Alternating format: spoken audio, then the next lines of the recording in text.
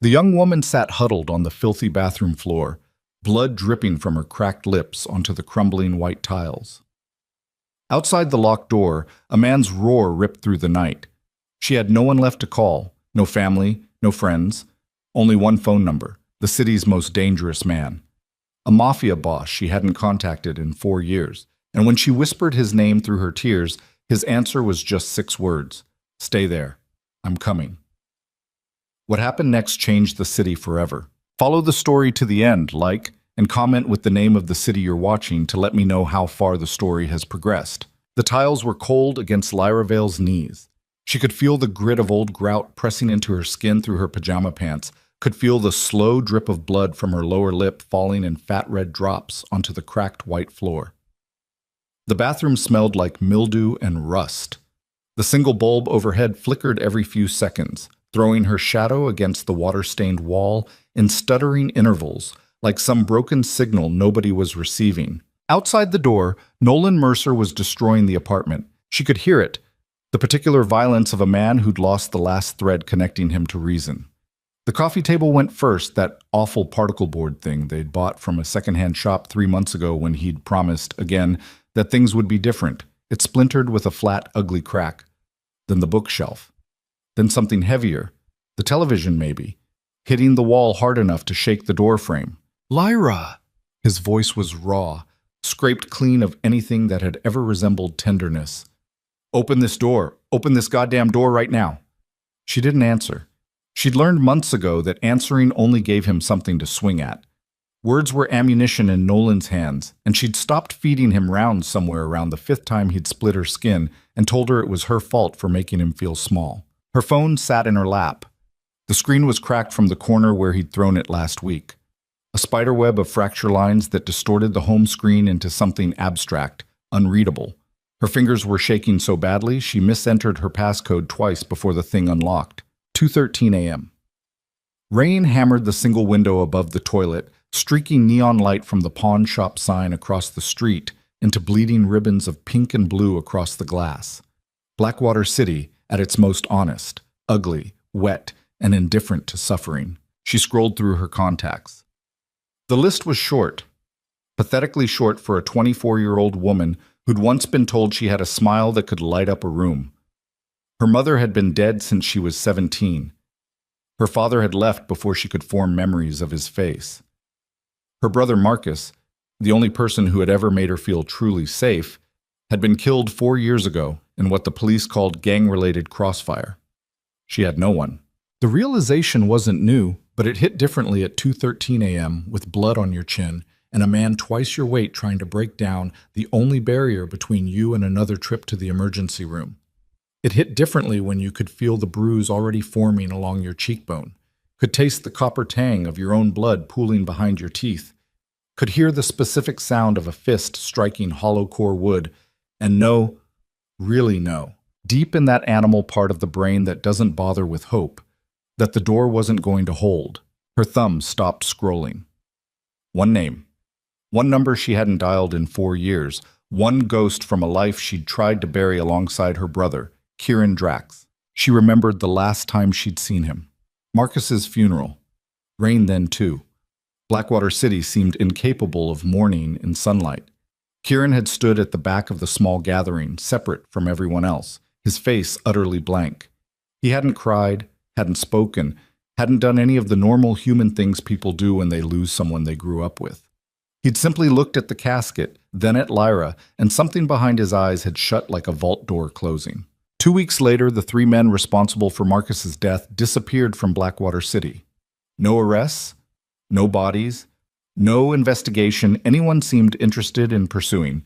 Just 3 empty chairs at a poker table in a warehouse on Fulton Street, and a silence so loud the entire underworld heard it. That was when Lyra understood what Kieran Drax really was. Not the quiet kid who'd eaten dinner at their kitchen table every Thursday because his own house was too violent to go home to. Not the teenager who'd taught her to ride a bicycle in the parking lot behind the old cannery while Marcus laughed and threw bottle caps at them. Not any of the soft things she associated with before. He was the thing that lived underneath all that. The thing Marcus had always warned her about in his careful, half-joking way. Stay away from Kieran, when his eyes go flat, little bird. That's not the boy I know anymore. Another crash from outside the bathroom, closer this time. The doorknob rattled violently. I swear to God, Lyra, if you don't open this. She pressed call. The phone rang once. One single electronic pulse that traveled through cell towers and encrypted networks, and whatever infrastructure connected a terrified woman in a bathroom to one of the most dangerous men breathing in the Western Hemisphere. Then his voice, low, controlled. The kind of calm that doesn't come from peace, but from the absolute certainty that you are the most lethal thing in any room you enter. Lyra. Not a question. He said her name like he'd been waiting for it, like hearing it after 4 years of silence was simply confirmation of something he'd always expected. Kieran? Her voice broke on the second syllable. She pressed her free hand over her mouth to muffle the sound, but it came through anyway. The ugly, gasping sound of someone trying very hard not to fall apart. Can you come get me? Silence on the line. Not empty silence. Full silence. The kind that's heavy with calculation, with a mind running through logistics and distances and the specific mathematics of violence with the precision of a surgeon mapping an incision. Where are you? She told him. The address came out in fragments. The street name, the apartment number, the broken buzzer at the building entrance that hadn't worked in 6 months. Stay on the line, he said. I'm already coming. She didn't ask how he could already be coming when she'd just called. She didn't ask what he would do when he arrived. She already knew the answer to both, and the knowledge settled into her chest like a stone dropped into dark water, heavy, final, and impossible to retrieve. 17 minutes. She counted them by the flickering of the bathroom light. 17 minutes of listening to Nolan's rage cycle between explosive violence and wheedling desperation. The pattern she knew so well she could have scripted it. Destruction, then pleading, then destruction again. Baby, I'm sorry. Just come out. We can talk about this. Then another piece of furniture dying against a wall. Kieran stayed on the line the entire time. He didn't speak again. She could hear background noise, car engines, the clipped murmur of men receiving instructions, the particular sound of weapons being loaded that she recognized from years of living adjacent to her brother's world. Then, at the 18-minute mark, the sounds outside the bathroom changed. Not slowly, not gradually. All at once, like someone had switched channels on a television. Nolan stopped screaming. The apartment went quiet, and from somewhere below, from the parking lot, from the stairwell, from every direction simultaneously, came the sound of heavy boots moving in coordinated formation. Doors opened, not politely. The front entrance of the building gave way with a sound like a tree being felled. Footsteps flooded the hallway outside the apartment in a rush of controlled chaos. Men's voices, tight and professional, barking commands in the clipped syntax of people who'd done this many times before. Then the apartment door came off its hinges. Lyra heard it from the bathroom. The explosive crack of the frame giving way, then the sudden rush of cold air and rain smell and authority flooding through the space. She heard Nolan's voice, suddenly small, suddenly stripped of every ounce of manufactured fury, say something that sounded almost like a question before it was cut short by impact. And then footsteps, one set, deliberate, unhurried. The bathroom door didn't need to be forced. Lyra reached up from the floor and turned the lock herself. The door swung inward, and there he was. Kieran Drax, taller than she remembered, broader across the shoulders. He wore a black coat that probably cost more than 6 months of her rent, and rain dripped from his leather gloves onto the warped linoleum floor. His hair was pushed back from his face, darker than the hallway shadows behind him. But his eyes, she remembered those. Gray-blue and absolutely still, like the surface of a frozen lake. The kind of eyes that made men cross streets to avoid getting too close. He looked at her, at the blood on her lip, at the bruise swelling along her cheekbone, at the way she held her left arm slightly against her ribs because breathing too deeply sent a sharp ache through her side. His expression didn't change. That was the terrifying thing. No shock, no anger, nothing that telegraphed what was happening behind those flat, ancient eyes. Then he looked past her, down the hallway, toward the apartment where Nolan was being held face down on the floor by 2 men in dark tactical gear. And something shifted. It wasn't dramatic. There was no clenching of fists, no theatrical growl, no cinematic display of rage. It was worse than all of that. It was a quieting, a settling, like watching a predator's muscles go still the half second before it strikes. Kieran. Lyra grabbed his wrist. Her bloodied fingers left prints on his sleeve. Don't. He looked down at her hand on his arm, then at her face. Can you walk? He asked. She nodded, though she wasn't sure it was true. Then walk to the car. Roman will take you. A man materialized in the hallway behind Kieran. Mid-30s, close-cropped hair, a face that seemed permanently set to the expression of someone waiting for a reason to hurt something. He extended a hand toward Lyra without smiling. Miss Vale. Lyra didn't take it. She was still holding Kieran's wrist. What are you going to do? She asked. Kieran gently detached her fingers from his sleeve. The gentleness was almost more unsettling than anything else. This enormous, terrifying man handling her hand like it was something made of glass. I'm going to have a conversation, he said. Kieran. Roman. Take her now. Roman stepped forward and placed a firm hand on Lyra's shoulder, guiding her past Kieran and down the hallway. She looked back once as they reached the stairwell. Kieran was standing in the doorway of the apartment, looking down at Nolan, and the bathroom light behind him threw his shadow forward in a long, dark line that swallowed the floor. She never found out exactly what happened in that apartment after she left. She never asked, and Kieran never told her. All she knew was that Nolan Mercer checked himself into Blackwater General Hospital 3 hours later with a broken jaw, 4 cracked ribs, and a level of cooperation with police that suggested he'd experienced something so persuasive it had fundamentally recalibrated his understanding of consequence. He would never contact Lyra again. The ride to Ravencroft Manor took 45 minutes through rain so heavy the windshield wipers couldn't keep up. The SUV was armored. Lyra could tell by the weight of the doors, by the way the glass had that slightly too thick look that meant it could stop small-caliber rounds.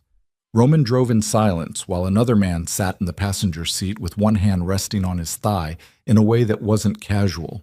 Lyra sat in the back seat and watched Blackwater City slide past in smears of neon and sodium light. She was shaking, though she didn't feel cold. Shock, probably. Her body running on fumes of adrenaline while her mind tried to process the enormous, irrevocable things she'd just done. She'd called Kieran Drax. After 4 years of keeping her distance, 4 years of pretending she could survive on her own in a city that ate people alive, 4 years of convincing herself that the world her brother died in had nothing more to take from her. She'd cracked open the one door she'd sworn to keep sealed and invited the darkness back in. But that was the thing about darkness, wasn't it? You could hate it all you wanted, but when the lights went out, it was the only thing left to hold on to. Ravencroft Manor appeared through the rain like something from a fever dream. The estate sat on a cliff overlooking Blackwater Harbor, surrounded by a stone wall topped with security cameras that tracked the SUV as it approached. Iron gates opened automatically, and they passed through a corridor of old-growth elm trees whose branches formed a canopy so dense the rain barely penetrated. The house itself was enormous, a 3-story Victorian structure that had been gutted and rebuilt with modern bones. Clean lines behind old stone, bulletproof glass behind ornamental shutters. The kind of renovation that said, very clearly, I have enough money to make the past look beautiful and enough enemies to make it bulletproof. Roman parked at the front entrance and opened Lyra's door. The rain had softened to a steady drizzle, and the harbor beyond the cliff edge glowed with the lights of cargo ships anchored for the night. This way, Miss Vale.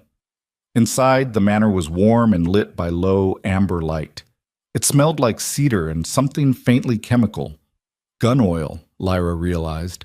The smell of a place where violence was maintained with the same care other people gave their gardens. A woman in her 50s met them in the foyer. Short gray hair, reading glasses pushed up on her forehead, a face that suggested she'd seen enough of the world's ugliness to be bored by it. I'm Helene, she said, without offering a hand or a smile. I run the household. There's a room prepared upstairs, bathroom has a first aid kit. I'll send up clean clothes and something to eat. She looked at the blood on Lyra's face with the same clinical detachment a mechanic might examine a dented fender. Do you need a doctor?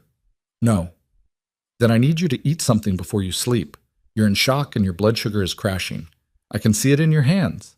Lyra looked down. Her fingers were trembling against her thighs in tiny, involuntary jerks. Okay, she said quietly.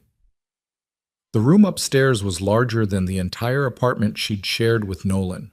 High ceilings, a bed with clean white sheets that looked like they'd been changed within the last hour, a window overlooking the harbor, where rain streaked the glass in shifting patterns of reflected light. She locked the bathroom door, a habit so ingrained it happened before conscious thought, and stood in front of the mirror. The woman looking back at her was barely recognizable, not because of the bruise blooming across her cheekbone or the dried blood on her chin. Those were temporary marks, surface damage.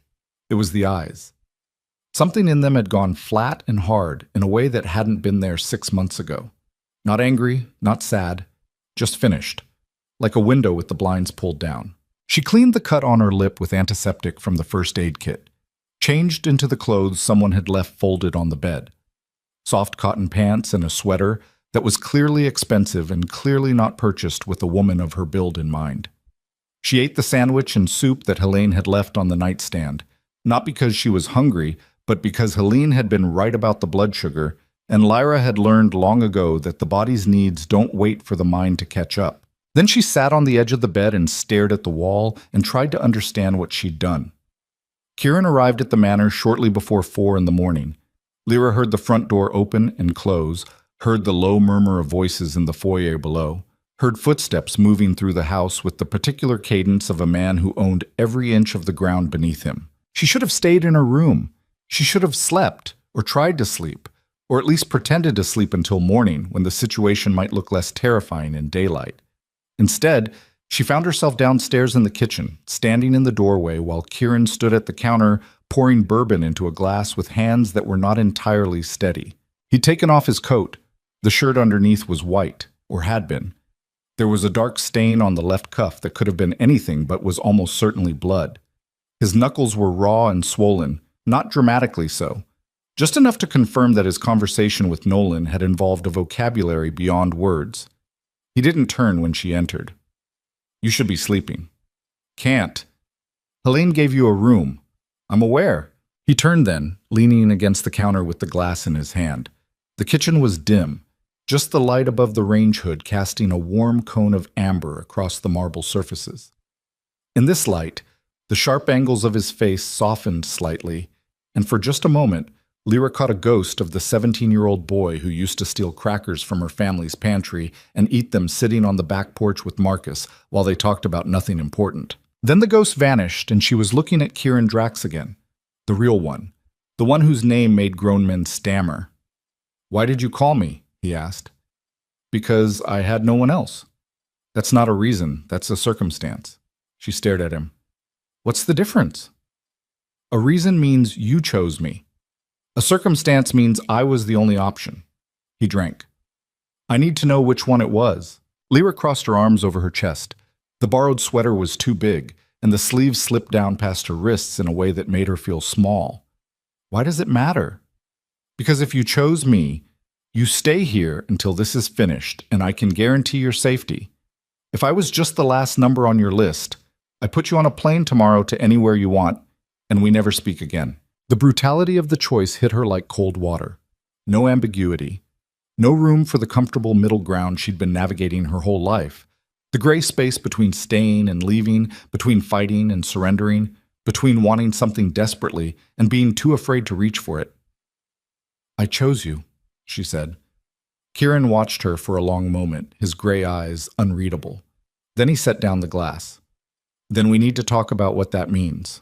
He told her in the kitchen, with rain still drumming against the windows and the first suggestion of gray dawn beginning to bleed through the clouds over the harbor. He told her without softening it, without narrative padding, without any of the euphemisms that powerful men use to make their ugliness palatable. He was the head of the Drax Syndicate. Had been since Marcus's death, when the power vacuum left by the previous leadership's collapse sucked him upward with the gravitational inevitability of a man who was both willing and able to do what others couldn't stomach. His organization controlled shipping routes, construction contracts, money laundering networks, and a protection operation that extended from the waterfront to the financial district. Half the city's judges owed him favors. A quarter of the police force was on his payroll. He was, in every measurable sense, a criminal. But he was also the man who had come for her in 17 minutes at 2 in the morning without being asked why. "You need to understand what being here means," he said. "This house is watched. My movements are tracked by federal agents, rival organizations, and journalists looking for a career-making story. Anyone associated with me becomes a target. Anyone I care about." He stopped, recalibrated. "Anyone under my protection becomes leverage that my enemies will try to exploit." "So why did you come?" Lyra asked. The question hung in the kitchen like smoke. Kieran looked at her across the counter, and for one unguarded second, the vault door behind his eyes cracked open just enough for her to see what was stored behind it. Pain. Old pain. The kind that calcifies over years of silence until it becomes structural, load-bearing, part of the architecture of a person. "Because Marcus asked me to," he said, "before he died. He made me promise." "Promise what?" "That if you ever needed help, I'd be there. No conditions, no hesitation." Lyra felt something crack inside her chest. Not break. Crack. Like ice under pressure, spreading hairline fractures in every direction. That was 4 years ago. Promises don't expire. She looked at the blood on his cuff. And what about Nolan? Was that part of the promise too? Kieran's jaw tightened. Nolan got exactly what he earned. That's not an answer. It's the only one I have. They stood there in the kitchen while the dawn turned the harbor from black to gray. Two people separated by 4 years of silence and connected by a dead man's request, trying to figure out whether the thread between them was strong enough to hold the weight of what was coming. Because something was coming. Lyra could feel it, the same instinct that had made her lock the bathroom door before Nolan even started throwing things, the same animal awareness that had kept her alive through 2 years of escalating violence. The air had that particular pressure to it, like the atmosphere before a storm, like the silence between a flash of lightning and the thunder that follows. She just didn't know yet what shape it would take.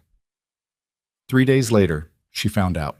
She was in the Manor's library, a room lined floor to ceiling with books that looked more decorative than read. When Roman appeared in the doorway with his phone in his hand and an expression that was, for him, almost animated. "We have a problem." Kieran was in his study when they reached him, sitting behind a desk that looked like it weighed more than a small car. 3 monitors glowed on the credenza behind him, cycling through security feeds of the property and the surrounding streets. He looked up when Roman entered and something passed between the two men. A shorthand developed over years of working in spaces where hesitation could be fatal. "Talk," Kieran said. "Victor Serrano made contact with Nolan Mercer 2 hours ago. Meeting happened at a cafe on Dunmore Street. Our people have photographs." The name landed in the room like a dropped blade. Victor Serrano. Lyra had heard the name before, years ago, in fragments of conversations between Marcus and Kieran that would go quiet whenever she entered the room. Serrano ran the eastern side of Blackwater's underworld with a brutality that made Kieran's operation look like community outreach. Drug trafficking, human smuggling, weapons distribution. The kind of crimes that didn't come with the veneer of respectability that Kieran maintained. "What does Serrano want with Nolan?" Lyra asked from the doorway. Kieran's eyes flicked to her. She caught the briefest flash of something. Annoyance? Concern? Before his face returned to its default state of granite composure. "Leverage," he said. "Against you?" "Against me." He turned back to Roman. "What do we know about Serrano's current position?" Roman laid out when their intelligence had gathered. Serrano had been probing Kieran's territory for months, testing defenses, bribing low-level operatives, looking for cracks in the wall. Nothing overt enough to trigger retaliation, but consistent enough to signal intent, like a man running his fingers along a fence looking for a loose board. And now he'd found Nolan Mercer, a broken, humiliated ex-boyfriend with a jaw full of surgical wire and a skull full of grievance, looking for any port in any storm that might give him the means to hurt the man who'd taken everything from him. "Nolan knows me," Lyra said quietly. Both men turned to look at her. "He knows my routines, my habits, where I go, what I respond to. If Serrano is looking for a way in, Nolan just handed him a blueprint." Kieran held her gaze.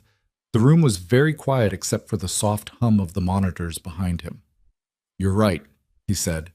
And the way he said it, without surprise, without condescension, with the simple acknowledgement of someone recognizing competence, was almost worse than if he'd dismissed her.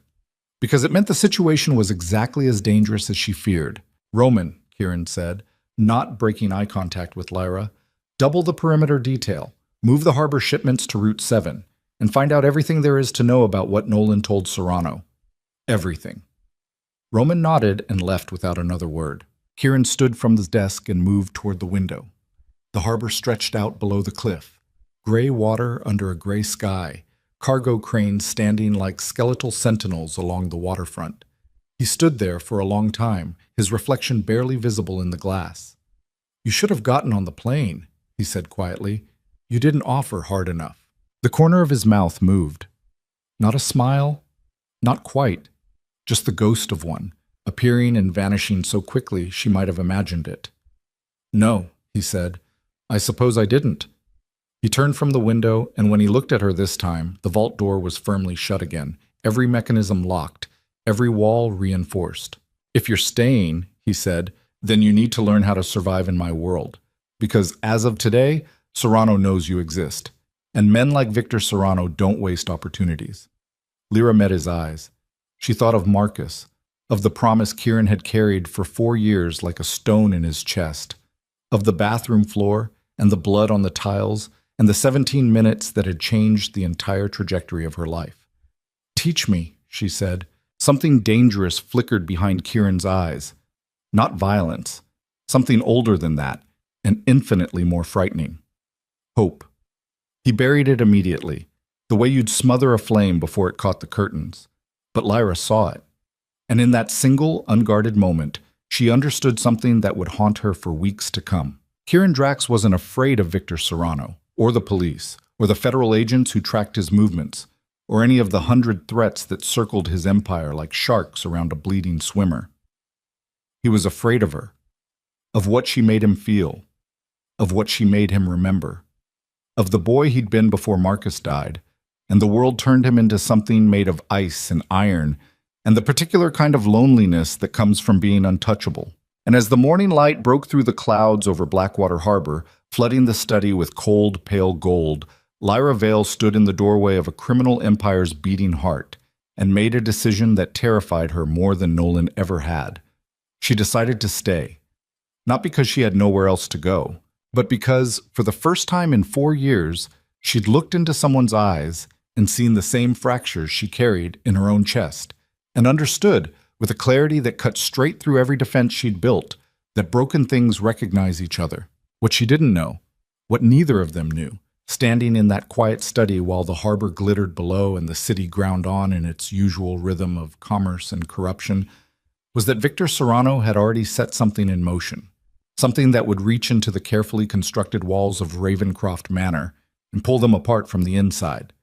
Because Nolan hadn't just given Serrano a blueprint of Lyra, he'd given him something far worse, a name, a date, a location, and a secret about Marcus Vale's death that had been buried so deep even Kieran didn't know it existed.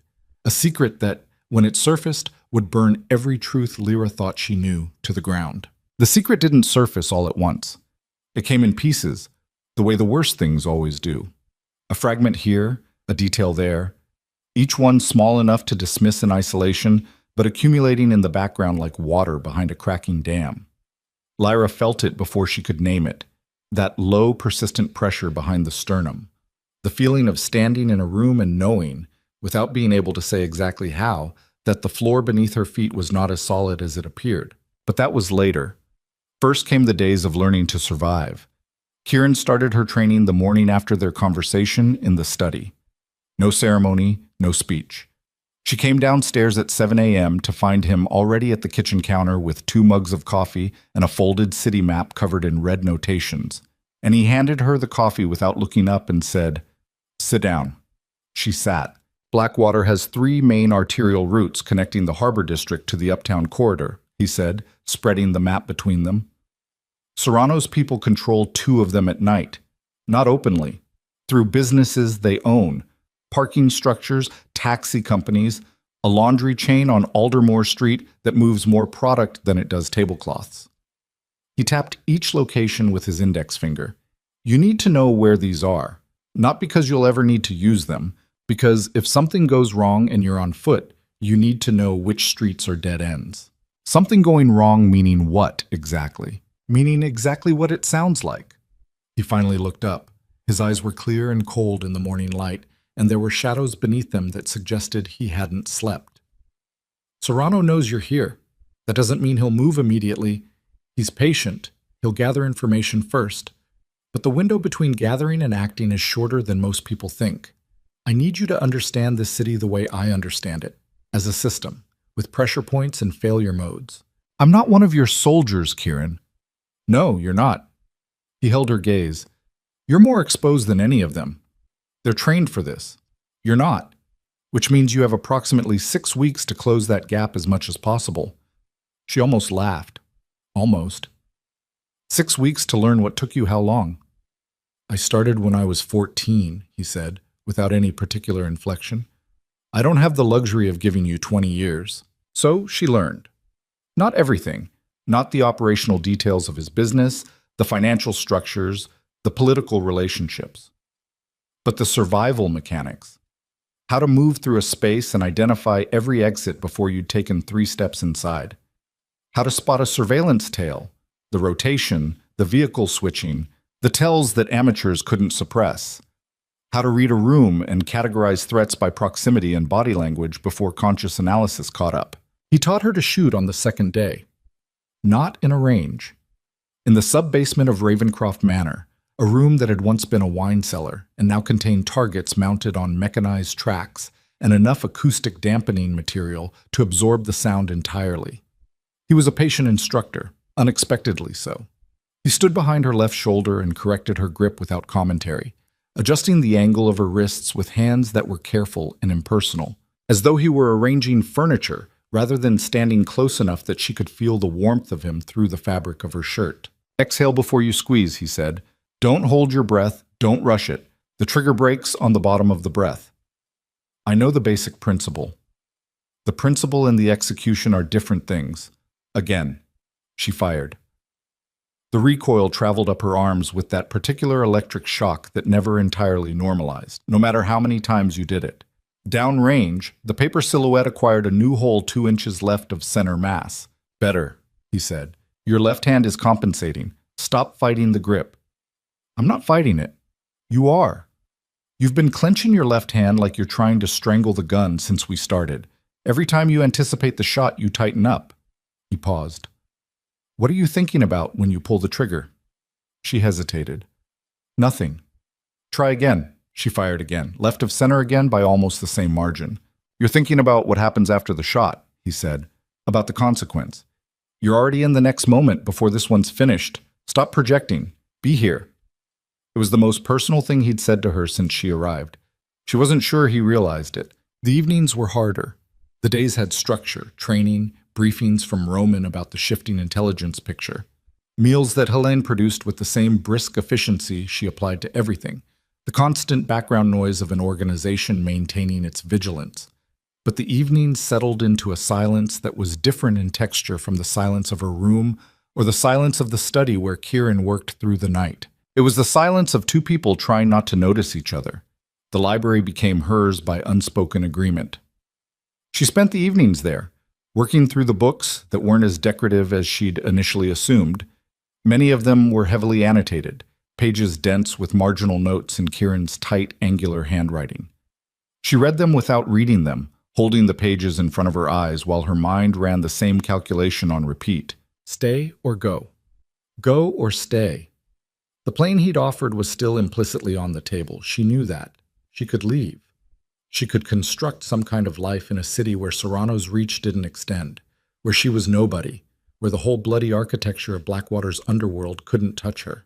But Marcus would still be dead, and the promise Kieran had kept for 4 years would still be unanswered, and she would still be exactly what she'd been for the last 2 years, a woman moving through the world in reactive mode, absorbing damage, waiting for the next blow to fall. She was tired of waiting. On the 5th evening, Kieran appeared in the library doorway at 9:30 with a glass of bourbon in one hand and the look of a man who'd been arguing with himself about something for several hours. We need to talk about what Serrano might know, he said. She set down her book. All right. He came in and sat in the wingback chair across from her. Not the sofa, not the seat closest to her, but the one with the maximum amount of table between them. She noticed. She was starting to notice all his spatial calculations. Before Marcus died, Kieran said, he was looking into something. A shipment that moved through the harbor 6 months prior. He'd gotten hold of documentation that suggested it wasn't what it was declared to be. He turned the glass slowly in his fingers. I didn't know the full extent of what he'd found. He was careful, compartmentalized. He didn't tell me everything. Lyra's chest tightened. Why not? Because he was protecting me. The words were flat, but underneath them was something old and unhealed. Marcus was like that. He'd take the whole weight of something on himself rather than distribute the risk. I know, she said quietly. She knew it better than anyone. 3 weeks before he was killed, he told me he'd found something that connected the Serrano organization to a specific set of municipal corruption, building contracts, a harbor master, 2 judges. He said it was big enough to expose half the city's establishment if it came out. Kieran paused. He said he had documentation, physical documentation. He never told me where. You're telling me you've been looking for it for 4 years. I've been looking for it for 4 years, he confirmed. Lyra stared at the ceiling. The plaster was old and intricate, crown molding with a botanical pattern, leaves and vines, executed by craftsmen who no longer existed. She stared at it because it was easier than looking at Kieran's face while she processed the thought forming in her mind. You think Nolan knows about it? I think Marcus talked to you more than he talked to anyone. I think if he left any kind of trail, any physical object, any location, any memory, it's more likely to run through you than through anyone else. He set down the glass. I'm not accusing you of hiding anything. I'm telling you that Serrano may believe you have it, whether you do or not. And if Serrano believes I have it, then you're not just leverage anymore. You're the objective. The room was very quiet. Through the library's tall windows, Lyra could see the harbor lights, the yellow chain of the bridge, the moving red pinpoints of ships working the night channels. It was beautiful in a cold, indifferent way, the way industrial things sometimes were. She thought about Marcus, about the last real conversation they'd had, 3 weeks before he died, sitting in the kitchen of their childhood apartment while he was distracted and careful in a way she hadn't recognized until afterward as fear. He'd given her a key, an ordinary brass key on a plain ring. He dropped it on the kitchen table between them without fanfare and said, "Hold on to this for me." And when she'd asked what it was for, he'd said, "A storage unit on Carver Street, old stuff, nothing important." And then he changed the subject. She'd put it in a drawer, forgotten about it, lost it in the chaos of moving out of the apartment 6 months after his death, packing everything into boxes with numb hands and a hollowed-out mind, or thought she'd lost it. The specific memory arrived with sudden nauseating clarity. Moving day. The last box, the one she'd thrown the drawer's entire contents into without sorting. The key, rolling among paper clips and expired coupons and a broken watch, and a photograph of Marcus at 17 grinning like the world was enormous and friendly. That box was in a storage unit. Her storage unit. On Farwell Road, 3 miles from the apartment she'd shared with Nolan. "Kieran," she said. Something in her voice brought his eyes up immediately.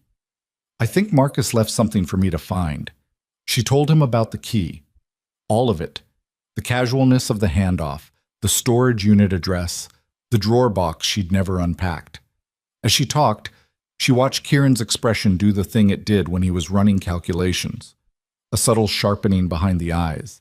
A stillness that was the opposite of blankness. Active stillness.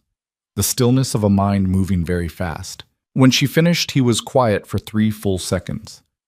"We need to get that box," he said. "The storage unit on Farwell's. It's on the east side, Serrano's territory." "I know where Farwell is." "So going there means I know what it means." He stood. "We go in the morning.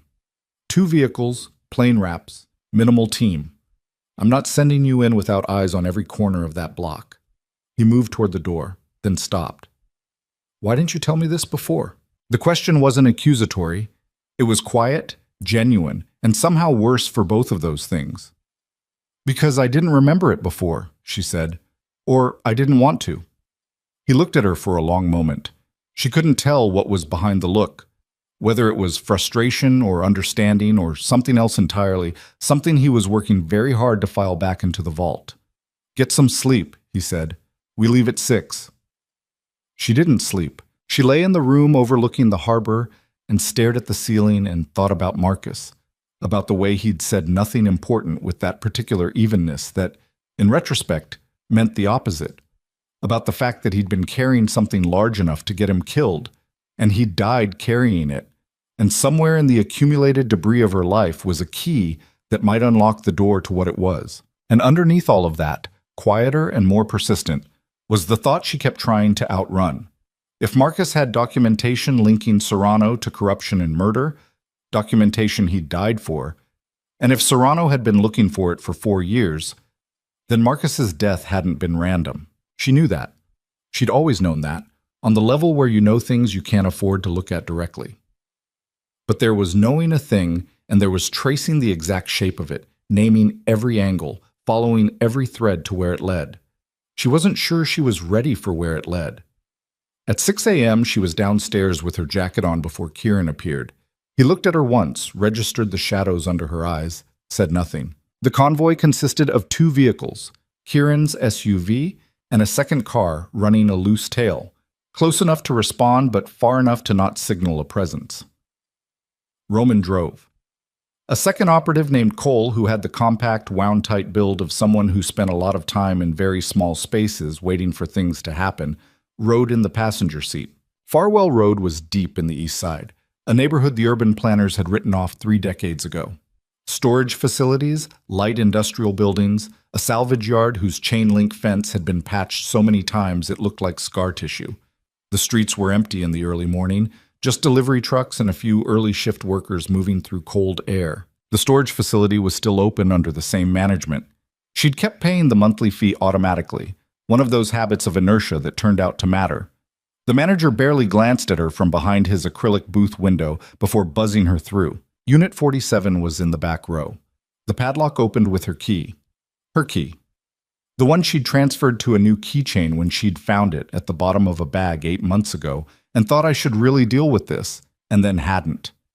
The door rolled up with the grinding complaint of a mechanism that hadn't moved in years.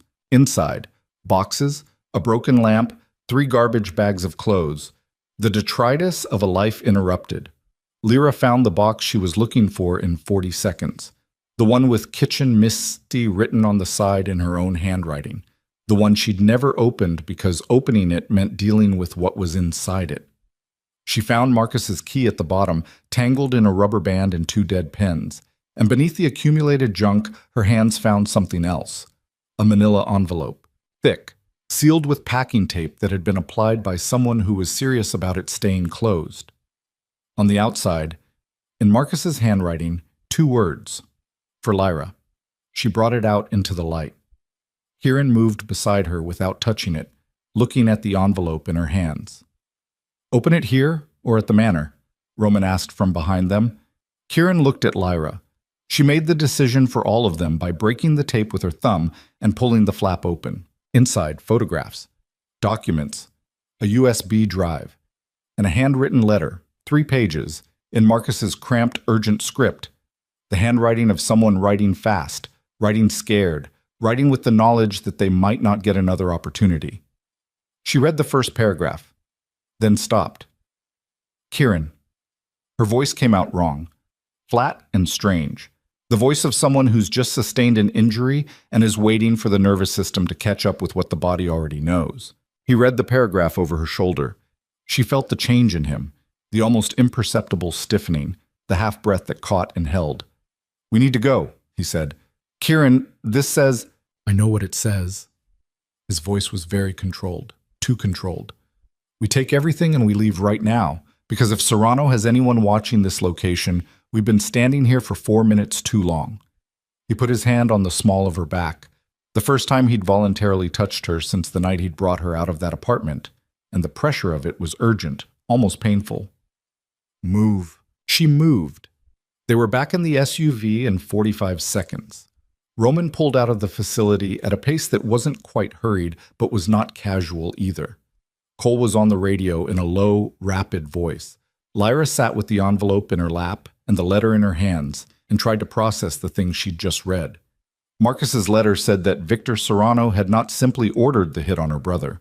Serrano had arranged it with the cooperation of someone on the inside, someone close to Kieran's operation who had fed Serrano the information about Marcus's investigation, who had told him what Marcus had found, where he was going to be, and how to make the murder look like crossfire rather than execution. A name. Marcus had written a name. Lyra looked at it again to make sure she hadn't misread it. She hadn't. The name on the page was Roman. She looked up. Roman was driving.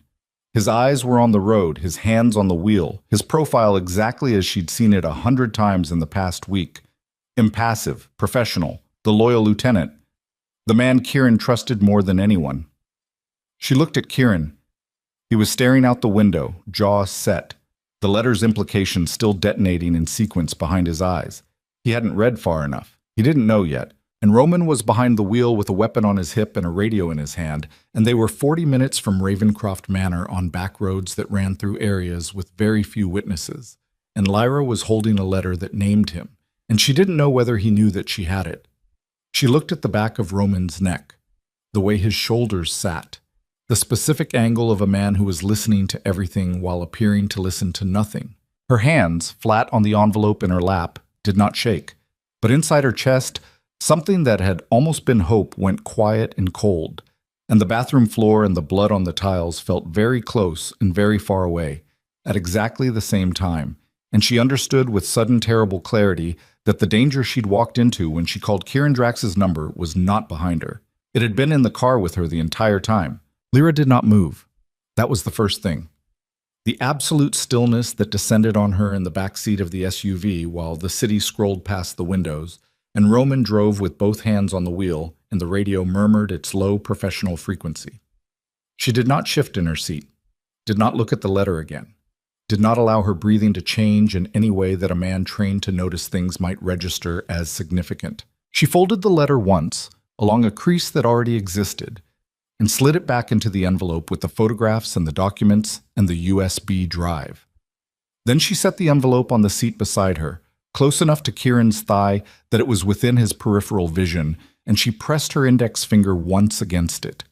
A gesture that could have meant anything, that looked like nothing, but that she directed at a precise angle so that only Kieran, looking down, would see it. He looked down. She watched his eyes track to the envelope, then to her finger, then to her face. She held his gaze for exactly 1 second, long enough to communicate, short enough to mean nothing to anyone watching in the rearview mirror. Something shifted in Kieran's eyes. Not alarm. He was too controlled for alarm to surface cleanly. But a recalibration. A sudden reorientation, like a compass needle swinging to find north in a room full of interference. He said nothing. He looked out his window.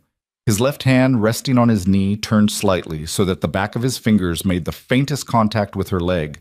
There and gone in less than a second, a pressure so light it might have been the vehicle's motion. She understood. He'd read her. He was processing. They drove for 11 more minutes in a silence that was indistinguishable from any other silence to everyone in the vehicle except the 2 people in the back seat, and Lyra counted every one of those minutes by the ticking of the climate control fan and the faint sound of Roman's thumb tapping against the steering wheel. Once, twice, a sporadic rhythm that she now parsed differently. The habit of a man maintaining a performance. When they reached the manor gates, Kieran spoke for the first time since the storage unit. Roman, take the car around to the north garage. Cole, run a sweep on the east perimeter. I want eyes on the harbor approach before noon. Copy, Cole said, reaching for his door before the vehicle had fully stopped. Roman put the SUV in park. You need me for the debrief?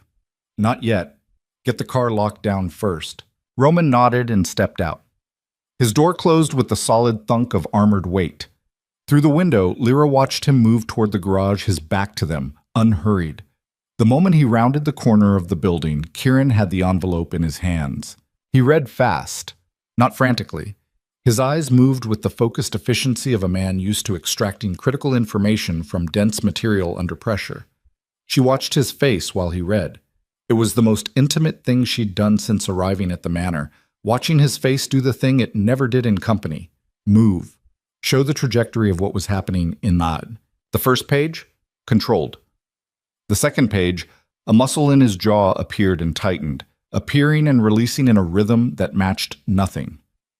The third page, stillness, the absolute complete stillness of a man who has just had the floor removed from beneath him and is deciding in real time whether to fall or to find something to stand on.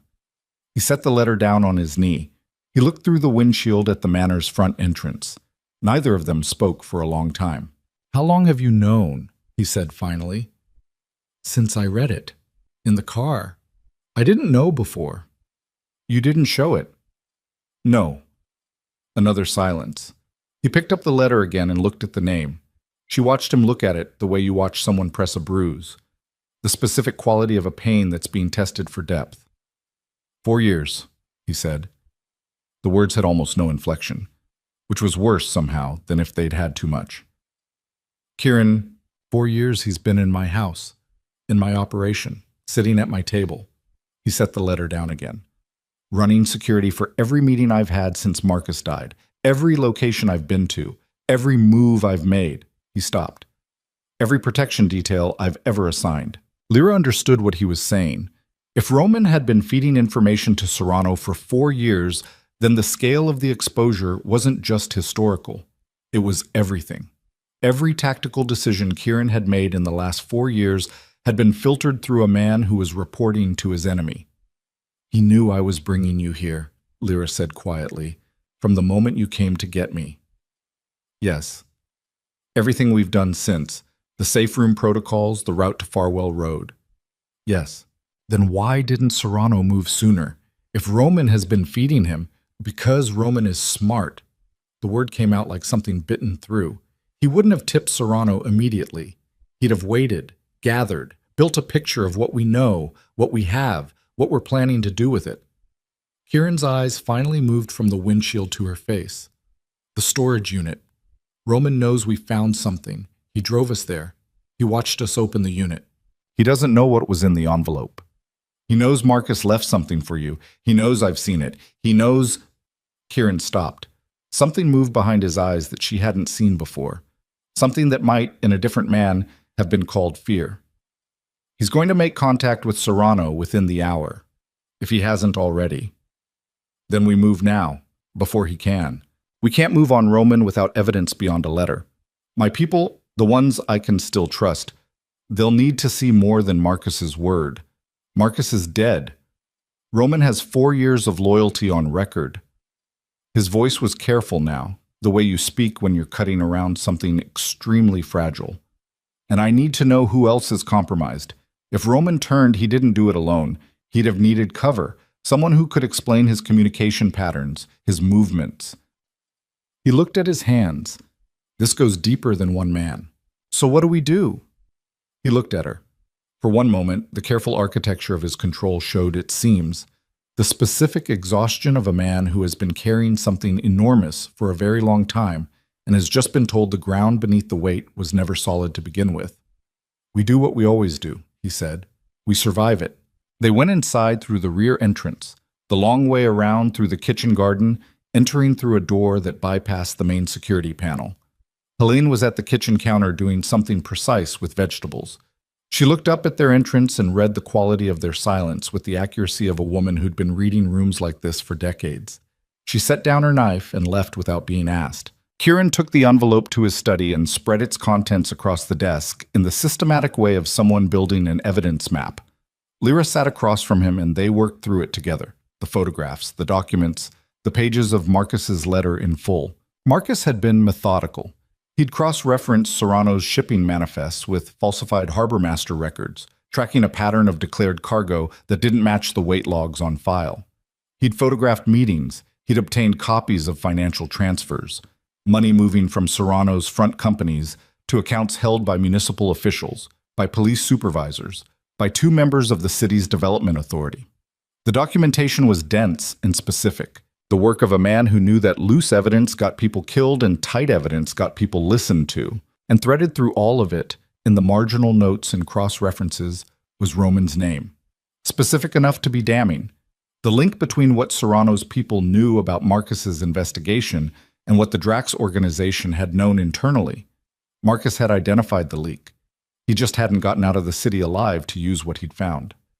He knew it was Roman, Lyra said. He suspected. He didn't have proof tight enough to act on. Kieran set down a photograph. Roman, in grainy telephoto, shaking hands with a man outside a restaurant on the east side. The man was identified in Marcus's notes as a mid-level Serrano operative. The date on the photograph was 6 years ago, 2 years before Marcus's death. Roman was already connected before Marcus started investigating, before Marcus was even a threat. Roman didn't turn because Marcus was a threat. He turned because Serrano offered him something I couldn't, or wouldn't. Kieran looked at the photograph for a long time. I should have seen it. You couldn't have. Don't, he said. Not sharply, quietly. The kind of quiet that's worse. Don't manage this for me. I missed it. I was close enough to see it, and I didn't look because I didn't want to. He set the photograph down with the same careful deliberateness you'd use to handle something explosive. Roman was the closest thing I had to trust in this operation. That's why I didn't look. Lyra said nothing. There was nothing to say to that. The silence was broken by Kieran's encrypted phone. He looked at the screen. Something in his expression changed. A tightening that had nothing to do with Roman or the letter or any of the morning's accumulated damage. It's from an anonymous relay, he said. Serrano's communication signature. He set the phone on the desk between them and put it on speaker. The message was a voice recording, 11 seconds long. Victor Serrano's voice was not what Lyra had imagined. No theatrical menace, no obvious threat. He spoke the way a man speaks when he's absolutely certain of his position. Pleasantly, almost gently. Mr. Drax, I believe we have something to discuss. My people tell me you've recently come into possession of some documents that belong to me. I'd hate for this to become complicated. Call this number before 6 tonight. Come alone or don't come at all. And bring the girl. The recording ended. The room was very still. He knows, Lyra said. Roman made contact. Kieran checked his watch. It was 9:47 in the morning. Faster than I expected, which means he had a prearranged signal. He didn't need to call or meet, just trigger something he'd already set up. He picked up the phone and set it face down on the desk. He's been ready for this. Are you going to call? No. He stood. I'm going to find Roman first. But Roman wasn't in the garage. He wasn't at the north perimeter where Cole had been directed. He wasn't in any of the manor's monitored spaces, and when Kieran pulled the security feed from the 40 minutes since they'd returned, he found exactly what he'd expected to find.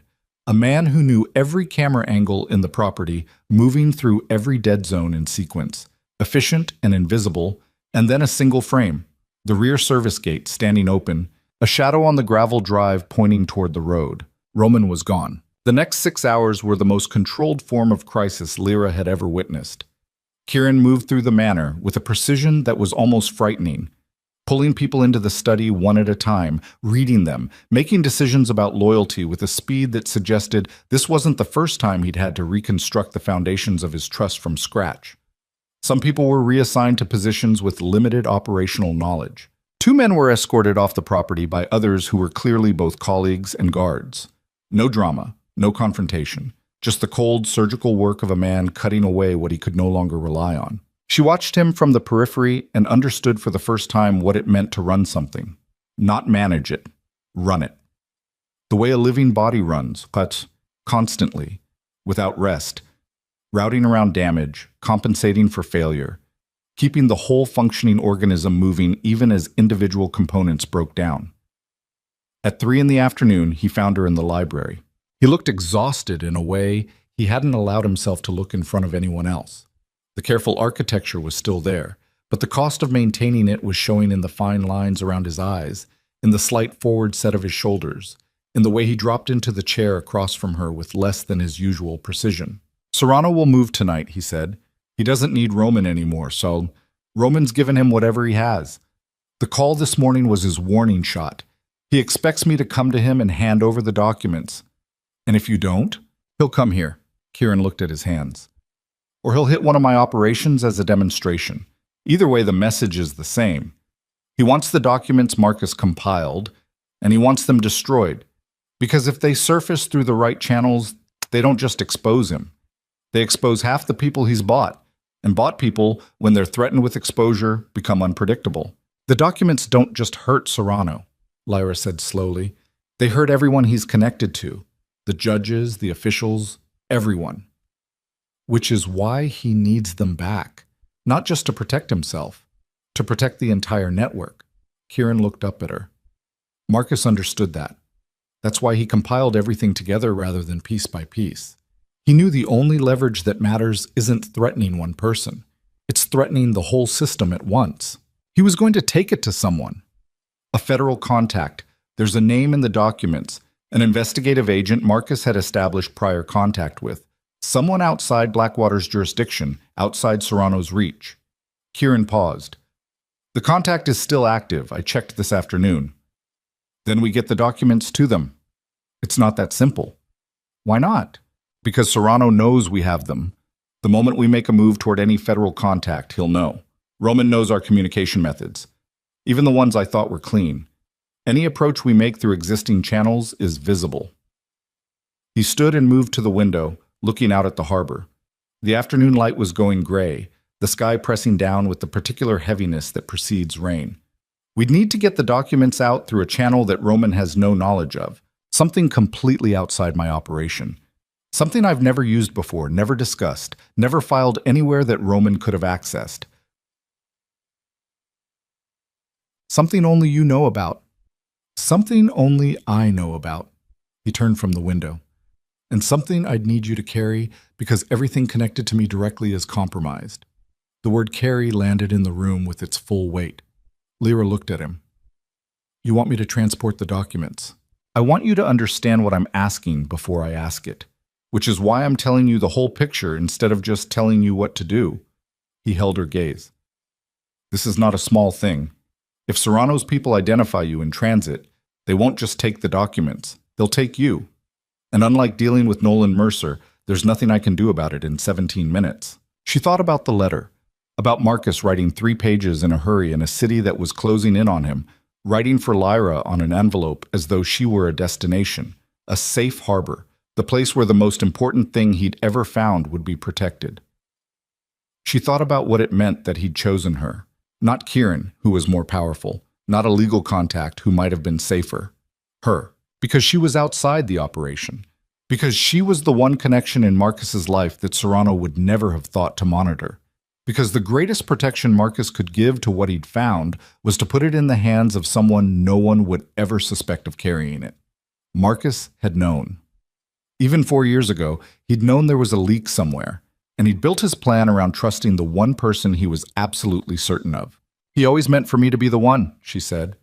Kieran's expression shifted. Something in it pulled tight and then released, like a cable under tension finding its limit. Yes, he said. I think he did. Then tell me what you need me to do, he told her. The plan was spare and specific in the way of plans built under extreme time pressure. Not elegant, not without risk, but clean. A contact in the shipping district who owed Kieran a debt significant enough to ensure discretion. A route to the federal building in the next city that moved through neighborhoods Roman had no file on. A specific window of movement early the following morning before Serrano's 6 p.m. deadline had forced a response. They worked through it at the library table with the documents spread between them and the rain beginning to move in from the harbor, streaking the tall windows with slow rivulets that caught the lamplight and broke it into shifting pieces. At some point, Helene brought food that neither of them ate. At some point, the light outside changed from gray to black, and the harbor disappeared behind rain and cloud. And at some point, Lyra couldn't have said exactly when, they stopped talking about logistics and sat in the particular silence of 2 people who are very tired and very frightened and have decided, for reasons that are difficult to articulate cleanly, to trust each other with the most vulnerable parts of themselves. What happens after, she asked, after the documents reach the federal contact? After all of it, if it works? If Serrano goes down and the network collapses and it's finished? She looked at the rain on the glass. What does your life look like? Kieran was quiet for long enough that she thought he wasn't going to answer. I don't know, he said finally. I've been building toward this for 4 years without thinking about what's on the other side. Marcus's death. It needed to mean something. That's been the whole architecture. He turned the pen in his fingers. After. I don't have a picture of after. Maybe that's the problem, she said, building toward something without knowing what you're building for. He looked at her. His lamp between them threw warm light across one side of his face and left the other in shadow. What are you building for? He asked. The question landed somewhere deep. She sat with it. Something quieter, she said finally. Something where I get to decide what my days look like, where the sound of a door opening doesn't make me calculate exits. She paused. Something where the people I let close are actually safe to let close. The last sentence sat in the air between them and did not need elaboration. Kieran looked at her for a long time. The vault was open, not wide, not recklessly, but cracked enough that the thing stored behind it was visible, pressing against the gap with the accumulated pressure of 4 years of careful containment. He said nothing. He didn't need to. Then his phone rang. Then his, not the encrypted line. His personal phone. The one she'd never seen him use. The one he kept in his interior jacket pocket. He looked at the screen and something happened to his face that she'd never seen before on anyone. He went white. What is it? She said. He turned the screen to face her. The message was a photograph, taken less than an hour ago, given the timestamp. It showed a woman, early 60s, gray hair, reading glasses pushed up on her forehead, sitting in what was clearly her car, a gun pressed to her temple by a hand that extended from off-frame. Helene. Beneath the photograph, one line of text. 6 p.m. Deadline still stands. Come alone. Bring the documents and the girl, or Helene dies first of several. Lyra looked up from the phone. Kieran's face had undergone a transformation that was, in its own way, more terrifying than everything else she'd seen since she arrived at the manor. Not rage. She'd been expecting rage. Instead, what she saw was something colder and more absolute. A face she'd never seen on him before, and understood immediately she was seeing a Kieran Drax that almost no one who survived ever saw. The man who had nothing left to lose that he wasn't already willing to burn. They're at the harbor facility, he said. His voice was very steady, frighteningly steady. Serrano has a secondary location there. I've known about it for 2 years, never moved on it because moving meant showing my hand. He set the phone down on the table. He knew I knew. He chose it deliberately. He wants me to know he's not hiding. That means he's prepared for you to come in with force. Yes. Then going in with force is walking into whatever he's set up. Yes. Kieran. She leaned forward. You can't. She's been with me for 11 years, he said. Helene came with the house. She stayed because she chose to. She doesn't carry a weapon. She has 3 grandchildren in the valley. He picked up the phone and looked at the photograph again. She stayed because she chose to, and I let her, and now Serrano is holding a gun to her head. His jaw set. I am not leaving her there. I'm not saying leave her. Lyra held his gaze. I'm saying we don't walk in blind. We don't have time to plan a full... We have 2 hours. That's enough for a real approach, if we're smart about it. She reached across the table and put her hand over his, not carefully, not tentatively, but with the full pressure of someone who has decided to stop hedging. Listen to me. I've spent the last week learning everything you know about this city. Let me use it. He looked at her hand on his, then at her face. And for the first time since she'd arrived at Ravencroft Manor, Kieran Drax made a decision that wasn't entirely tactical. He nodded. Talk, he said. She talked. And somewhere in the second hour, in the middle of spreading a harbor district map between 2 cold cups of coffee, she realized that the woman who had crouched on a bathroom floor 9 days ago and trembled too hard to dial a phone number was not the woman currently drawing approach vectors on a tactical map. While the most dangerous man in Blackwater City listened to her with the focused attention of someone who trusted what she was saying. That woman was gone, had burned away somewhere in the accumulated heat of everything since. What was left was something harder, something that had learned in 9 compressed days what it felt like to be dangerous. She was almost finished with the approach outline when the manor's main alarm system triggered, not the exterior perimeter but the interior motion sensors. Ground floor, north corridor, someone was already inside. The alarm didn't scream. It pulsed, a low, rhythmic tone through the manor's internal speakers, the frequency that meant interior breach rather than perimeter, the one Kieran had made her memorize on day 2 alongside the evacuation corridors and the location of every weapon cache in the building. North corridor. Ground floor. Kieran was already moving before the second pulse finished. He crossed the library in 4 strides and killed the lamp, plunging the room into the ambient gray of rainlight through tall windows. His hand found her arm in the dark, not grabbing, directing, and pulled her toward the library's secondary door, the one behind the bookcase that opened into the service passage running parallel to the main hall. "How many entry points does North Corridor have?" he said, very low, already moving. 3. Main hall junction, the kitchen access, and the exterior door by the generator housing. She was matching his pace through the narrow passage, one hand on the wall. Generator door has a key lock only. If they came through there, they either have a key or they cut it. Roman has a key. The passage was cold and smelled like old stone. Kieran moved without a light, and she followed the sound of him, his breathing, his footsteps, the specific cadence of a man navigating a space he knew completely. At the first junction, he stopped and pressed himself against the wall, and she stopped behind him, close enough that she could feel the tension in his back. Voices, male, low, the particular compression of people trying to be quieter than they were trained to be. 2 voices, maybe 3. Kieran turned his head until his mouth was level with her ear. "Storage room, 20 meters. There's a panel in the floor, ladder down to the lower passage, goes under the north wing and comes up in the garage." "What about you?" "I'm not going to the garage." She grabbed his sleeve. "Kieran, the envelope, take it." He pressed it into her hands. He'd had it inside his jacket, she realized, since the library. He'd been carrying it the whole time without making a thing of it. Lower passage comes up behind the garage's east wall. Cole's vehicle is there. I sent him to the east perimeter, which means either Cole is compromised or they got past him. Either way, the vehicle is there. Keys are above the visor. His hand found her face in the dark, both palms framing her jaw, the way you hold something you need to look at directly. "Get to the shipping contact. Name is Bauer. He runs a chandlery on Dock 14. Tell him Kieran sent you and say the word Meridian. He'll know what to do." "I'm not leaving you in here with—" "I need you to run, Lara. That's not weakness. That's the job." His thumbs pressed once against her cheekbones, the lightest pressure, there and gone. "The documents matter more than anything in this building, including me." "That's not true." "It's true enough for tonight." He released her. "Storage room, 20 meters. Go now." She went.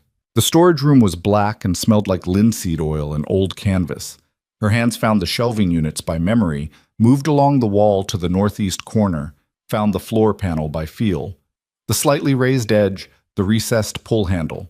She got it open without sound and descended the ladder one-handed, the envelope pressed against her chest with her free arm. The lower passage was a different kind of dark, damp. The ceiling was low enough that she had to move in a half-crouch, one hand on the rough stone wall for orientation. She counted her steps the way Kieran had taught her, not obsessively, but as a calibration, keeping her spatial map updated against the darkness. Behind her, above her, through 2 floors of Victorian stone and modern reinforcement, she heard the quality of the manor's silence change. A door hitting a wall, a voice raised.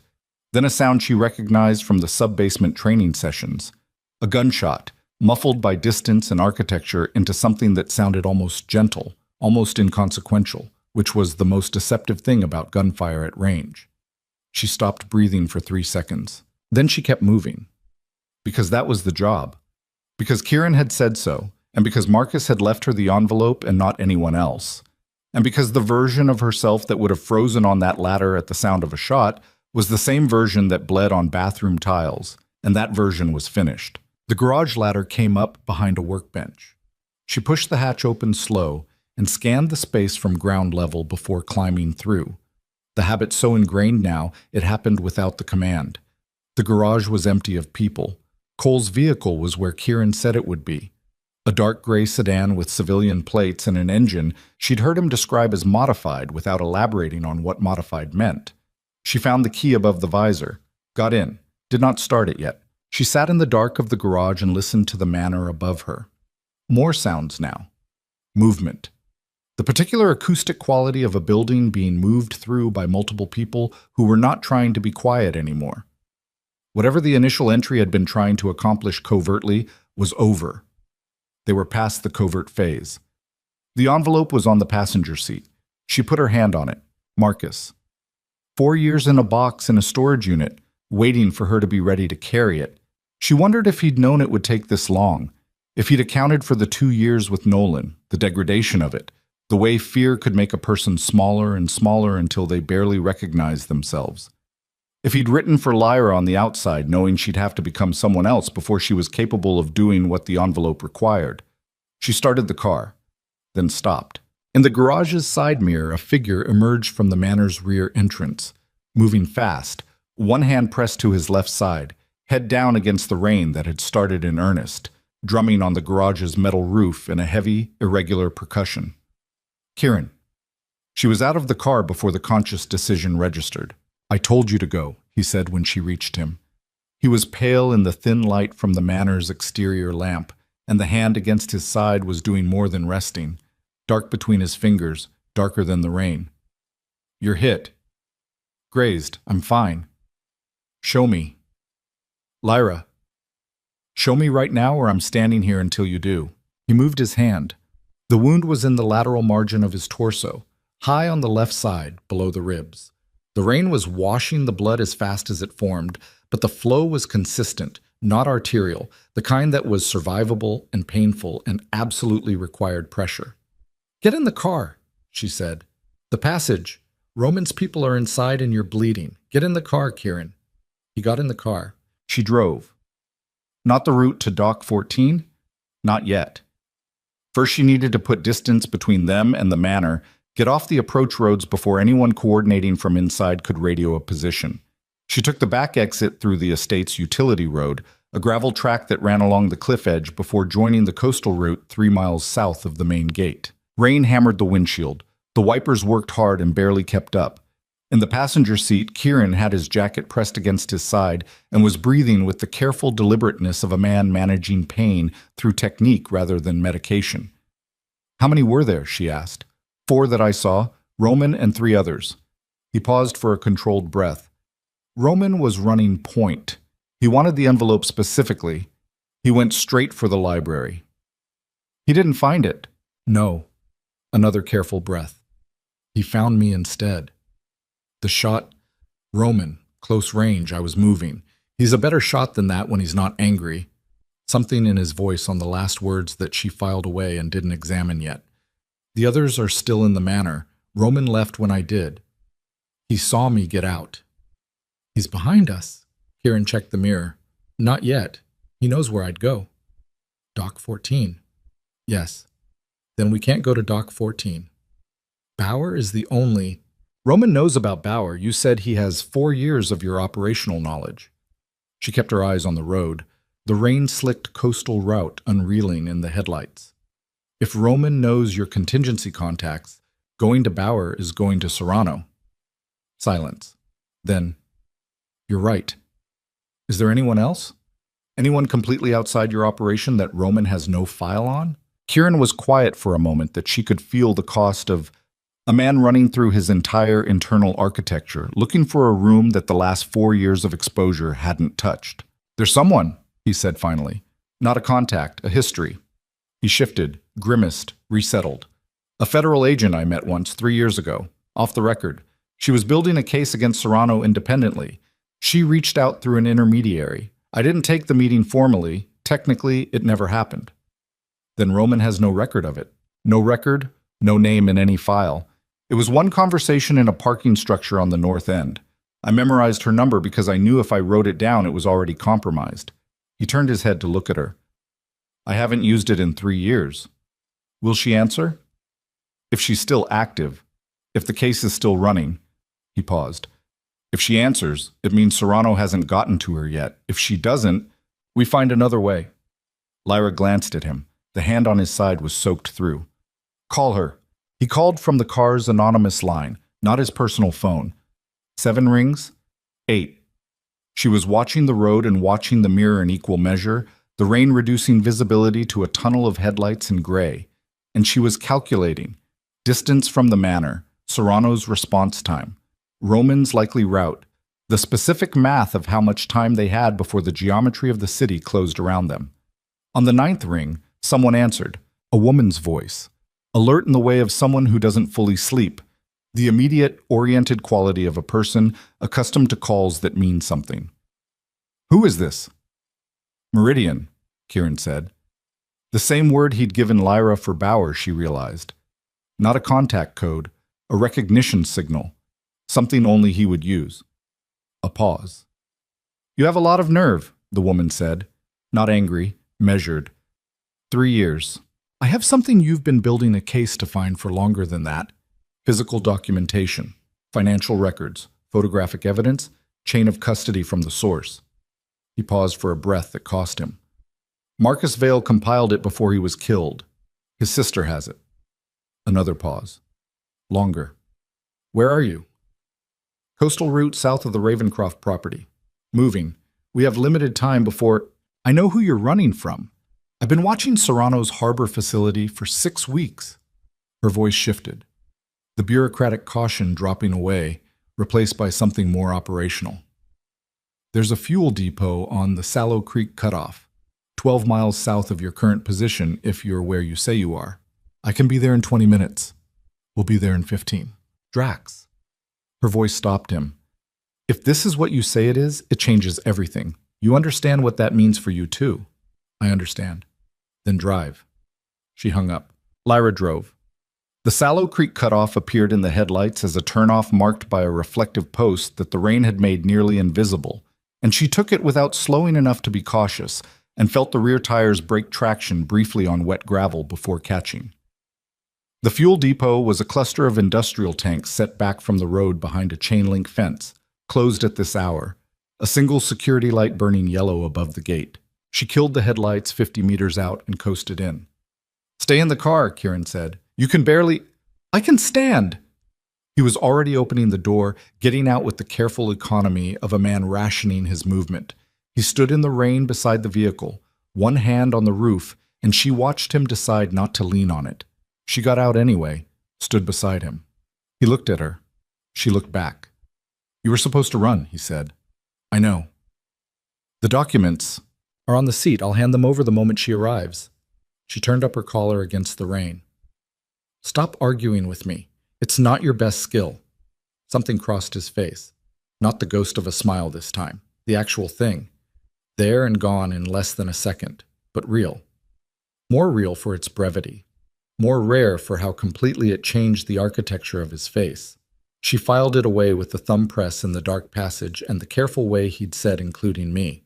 Headlights appeared on the cutoff road. One vehicle, moving at the pace of someone who knew where they were going. It stopped 20 meters away, and a woman got out.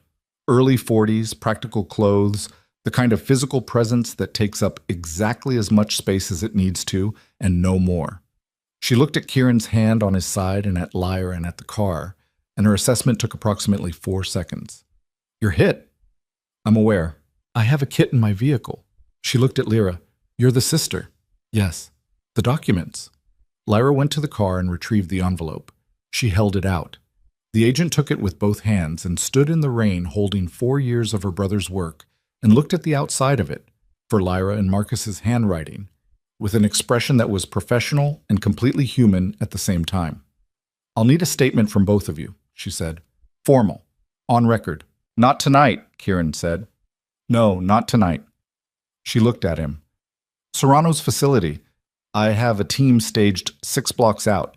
I've been waiting for the right trigger to move on it. He has a hostage, a woman named Helene. I know about the hostage. We've had eyes on that location for 4 hours. She tucked the envelope inside her jacket. My team moves in 45 minutes. With what you've just given me, the warrant goes from probable to airtight. Her eyes moved between them. I need you both somewhere safe and not in my operational zone when we move. Helene will be extracted before we breach the main structure. That's not a promise. It's a protocol. Hostage first. Her voice was even. Trust the protocol. Kieran looked at her for a long moment. The rain was soaking through everything now. Through his jacket, through the makeshift pressure over his wound, through the careful layers of control he'd been maintaining for hours. Where do we go? Lyra asked. There's a safe house on the Millward Road, the agent began, and then every calculation in the space detonated at once because the cutoff road lit up with headlights. Not one set, but 3, coming fast from the main route. and Roman's voice came through a handheld radio on the agent's hip. Not Roman calling the agent, Roman coordinating his team, close enough to their frequency that the transmission bleed was audible. South Depot, fuel station, 3 vehicles. Move, the agent said, and she was already running for her car, and Lyra had Kieran's arm over her shoulders without deciding to, taking his weight as he moved faster than a man with his injury should have been able to. And the 3 sets of headlights were close enough now to see the vehicles. Black, armored, familiar in the worst way. Serrano hadn't waited for 6 p.m. The agent's vehicle was already moving, swinging around with the practiced speed of someone who'd done emergency exits under pressure, her window down, arm out, the envelope still inside her jacket. Southeast on the cutoff. There's a rail underpass at the half-mile. Serrano's vehicles are too wide to follow through. Go. Lyra got Kieran into the passenger seat and was behind the wheel in 4 seconds, and had the car moving in 6, and the headlights of the 3 pursuing vehicles were already in the mirror, already closing. How far? She said. Half-mile. Kieran had both hands on the dash, bracing. Drive through anything that isn't load-bearing. She drove. The cutoff road was narrow and straight, and the rain had turned the gravel margins into mud, and the pursuing vehicles were heavier than Cole's sedan, but there were 3 of them, and the gap was closing with the patient mathematical certainty of superior numbers. The underpass appeared in the headlights as a concrete arch barely wider than the car, low and black, the rail line running overhead on century-old stone. She didn't slow down. The sedan went through with centimeters on each side, the mirror housings scraping concrete and a screech of plastic and metal that lasted the 2 seconds of the passage. Behind them, the first pursuing vehicle braked hard at the arch entrance. Too wide, exactly as the agent said. The second tried the shoulder and hit mud and stopped. The third was still back on the main road. The underpass spit them out onto a service road that ran parallel to the rail line, rutted and unlit, and Lyra kept her foot down and her eyes forward and didn't breathe properly for 30 seconds. You're clear, Kieran said, checking the mirror. They're not through, she exhaled. The service road ran for a mile before intersecting a lit street, and she took the intersection without slowing and merged into the thin late-night traffic of the city's eastern margin and let the ordinary flow of cars absorb them. Her hands on the wheel were shaking now. Not from fear, she realized, but from the come-down of the last 4 minutes, the body's delayed invoice for the adrenaline it had spent. In the passenger seat, Kieran was breathing carefully and looking at the road and not at her. And she understood that he was doing the same thing in his own way, counting the cost, tallying the damage, running the numbers on what they still had and what they'd spent. The agent has the documents, she said. Yes. And her team moves in 45 minutes. Yes. Then it's out of our hands. He turned to look at her then. In the passing streetlights, his face was pale and rain-streaked and absolutely unguarded in the particular way of a man who has used up every reserve he had and is operating on something that exists beneath strategy and calculation, something older and more fundamental. Helene, he said, the protocol. I know the protocol. He looked at his hands. I should have moved on Serrano 2 years ago when I had the intelligence. I let it sit because moving meant exposure, and exposure meant risk to the organization. He stopped. 11 years she worked for me, and I calculated her risk against my operational security. You couldn't have known. I could have moved faster. I chose not to. His jaw set. The things you don't do. They cost as much as the ones you do, sometimes more. She had nothing to say to that. Not because he was wrong, but because he was entirely right, and the only answer was the specific silence that means I hear you without diminishing it. They drove through the eastern city in that silence, the rain steady on the roof and the streets emptying toward midnight, and somewhere across town, in a facility overlooking the harbor, a federal team was staging on a warehouse perimeter with an envelope full of 4-year-old evidence in their possession. Lyra's phone buzzed. An unknown number. The agent's relay. She answered it on speaker. We have a problem, the agent's voice said, tight and stripped of the measured calm from the depot. Serrano moved the hostage. She's not in the main facility. Lyra's hands tightened on the wheel. Where? Kieran said. That's the problem. A pause, and inside the pause was the particular quality of someone delivering information they don't want to deliver. Our surveillance picked up a second location activated within the last hour. Cross-referencing with Roman's known secondary sites, we have one candidate. Another pause. It's the casino. The Aldrich. Harbor-facing, 12 stories. Serrano's name isn't on any of the paperwork, but it's been his fallback for 3 years. I know the Aldrich, Kieran said. Then you know it's a fortress. Private security, locked floors, a building management system he controls directly. The agent's voice was measured and honest in the way of someone who respects the person they're disappointing. My team can move on the warehouse facility tonight and seal the evidentiary case. The Aldrich is a different operation. It requires different authorization, different resources, a timeline of... How long? Kieran said. A pause that answered the question before the words did. 48 to 72 hours for the right warrant and a properly resourced entry team. The car was very quiet. Helene doesn't have 72 hours, Kieran said. I know. Serrano knows his facility is compromised the moment your team moves on the warehouse. He'll know the documents are in federal hands. He loses every piece of leverage he has. Except one, the agent said. Lyra and Kieran looked at each other in the dark of the moving car, and the thing neither of them said sat in the space between them with the full weight of what it meant. Helene was no longer leverage for the documents. The documents were gone. The case was built, which meant that whatever happened to Helene now wasn't about leverage anymore. It was about message, about a man who'd built an empire on the principle that consequences were the only language that mattered, making absolutely certain that Kieran Drax understood, in the most permanent way available, what it cost to destroy Victor Serrano's life's work. I'm going in, Kieran said. Drax, you're wounded and you have no team, and the building has... I know what the building has. His voice was very quiet, final in the way of a decision that has been made at a level below argument. Send me everything you have on the Aldrich's floor plan. Security rotation. Elevator systems. A pause. Everything. If you go in there without authorization, I'm not asking for authorization. He looked at Lyra. Send it to this number. A silence on the line. Then the sound of a woman making the kind of decision that will require paperwork she's not looking forward to. Sending now, the agent said. Drax? Her voice shifted. Don't die in there. I need your testimony. The line went dead. Kieran looked at Lyra. She was already pulling over, already turning to face him, already running the same calculation she could see running behind his eyes. You can't go in alone, she said. I'm not alone. You're shot. Grazed. Kieran? Lyra. He said her name the way he'd said it on the phone 9 days ago, like a door opening, like a decision already made.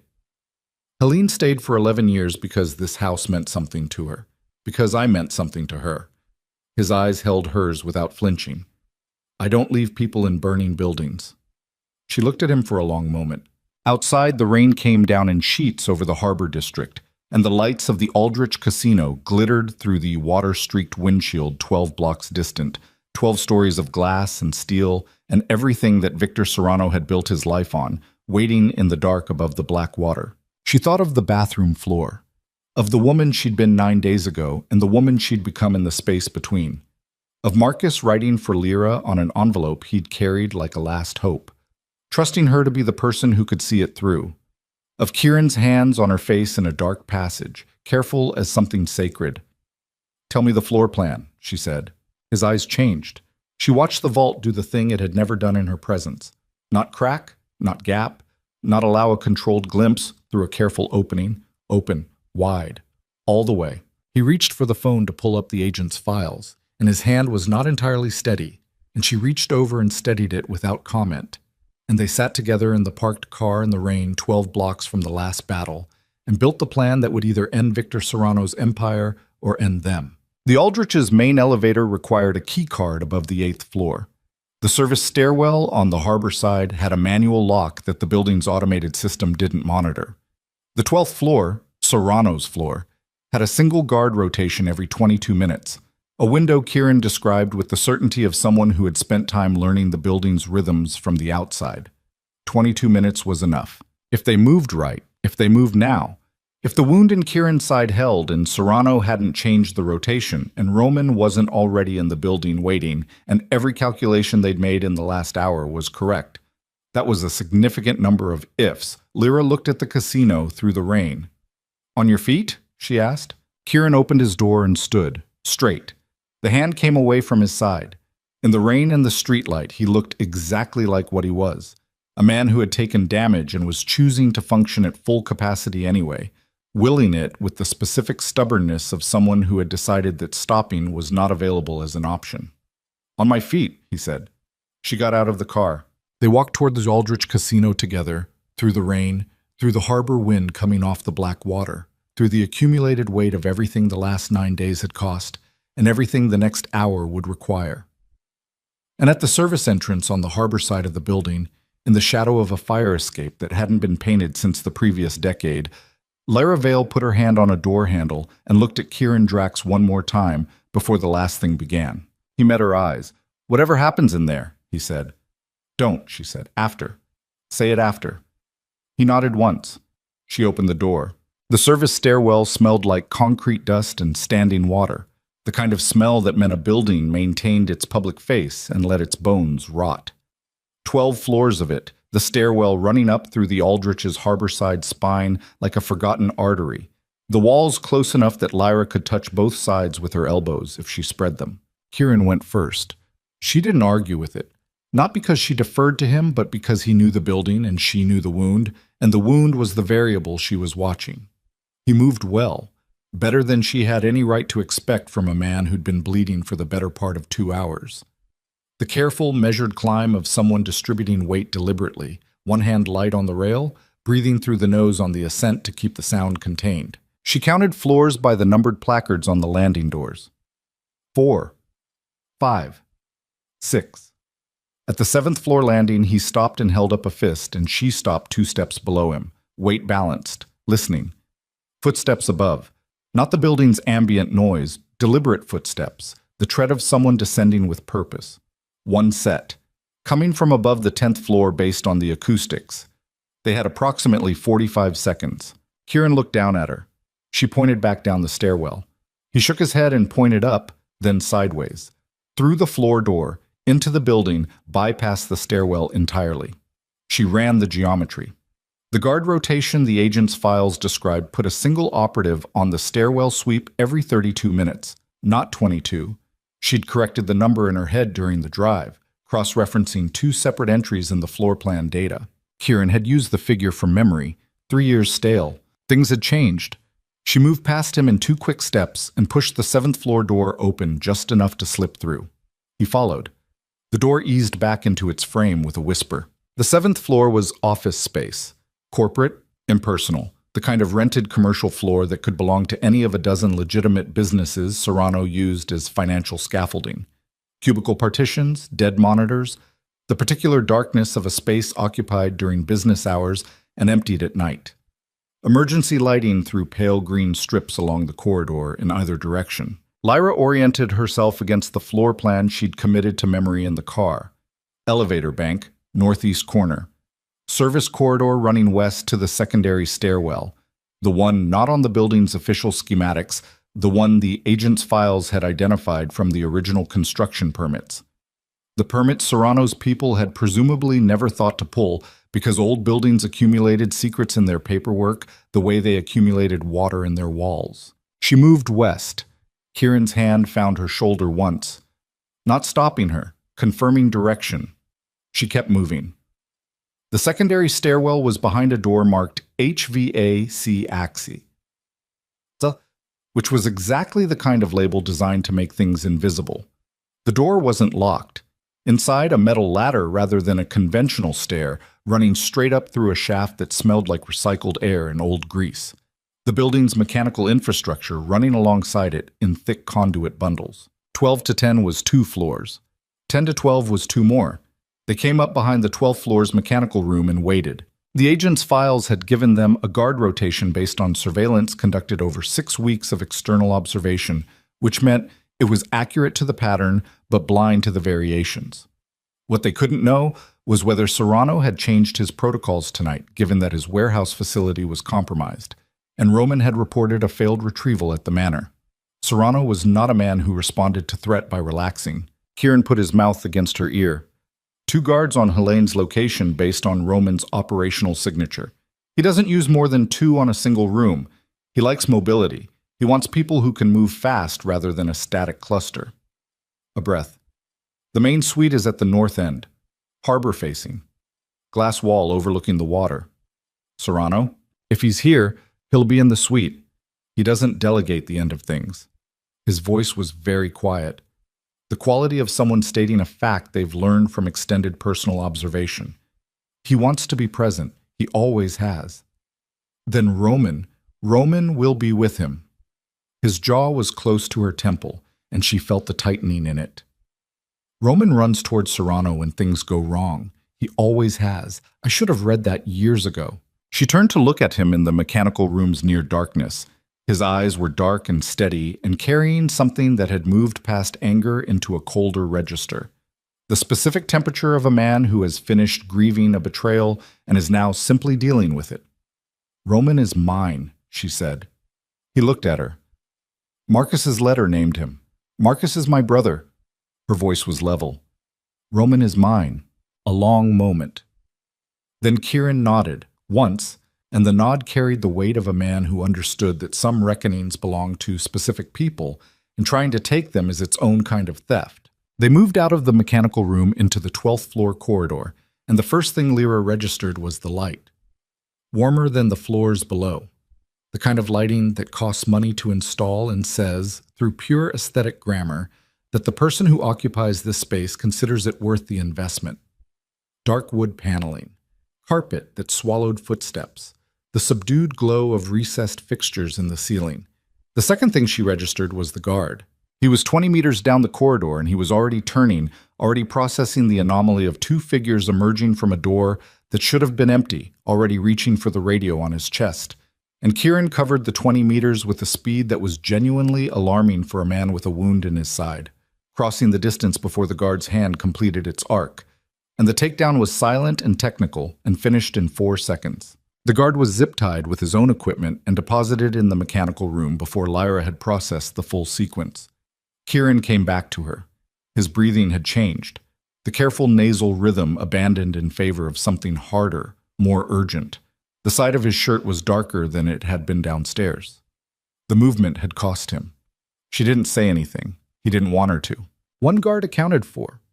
1 more between them and Helene's location, plus whatever was in the main suite. The corridor bent left at a junction, and the second guard was at the corner, facing the wrong direction. Looking toward the elevator bank rather than the mechanical corridor, his attention weighted toward the most likely threat vector, which was exactly the kind of mistake that Roman, with 4 years of Kieran's tactical methodology in his head, would have anticipated and corrected if he'd been running the floor personally. Roman was in the suite. Lyra took the second guard. Not with Kieran's speed or his technical precision, she didn't have those.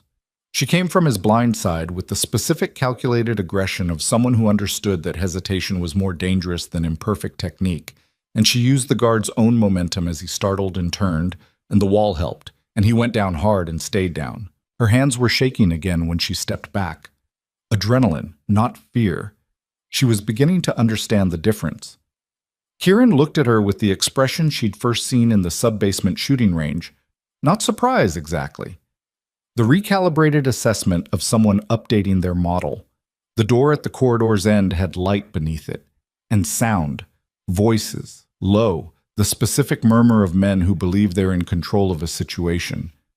She put her hand on the door handle. Kieran put his hand over hers, not stopping her, just present. A half-second of contact. Then he stepped back and to the right of the door frame, and she understood. She took the left, he took the right, and she opened the door. The room was large, harbor-facing, exactly as described.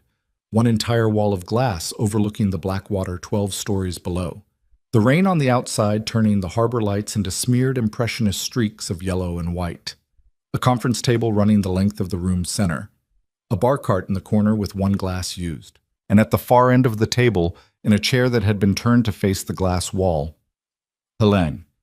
Hands zip-tied to the chair arms, a cut above her left eyebrow, dried blood tracking down to her jaw. She was conscious. Her glasses were gone, and her eyes, when they found Lyra, were the eyes of a woman who had decided somewhere in the last several hours to be exactly as afraid as the situation warranted and not 1 degree more. Standing beside her, Roman, and at the glass wall, hands clasped behind his back, looking at the harbor, Victor Serrano. He turned when the door opened. He was shorter than she'd expected, and older, mid-60s, white-haired, with the soft, pampered look of a man who had spent decades having other people absorb the physical consequences of his decisions. But his eyes were wrong for the rest of him, flat and patient and ancient in the specific way of a person who had watched a very large number of things end. "Kieran," he said. The name came out almost warmly, like a word he'd been saving. "I wondered if you'd come yourself or send someone." "I don't send people to my mistakes," Kieran said. "No. That's always been your problem." Serrano's eyes moved to Lyra.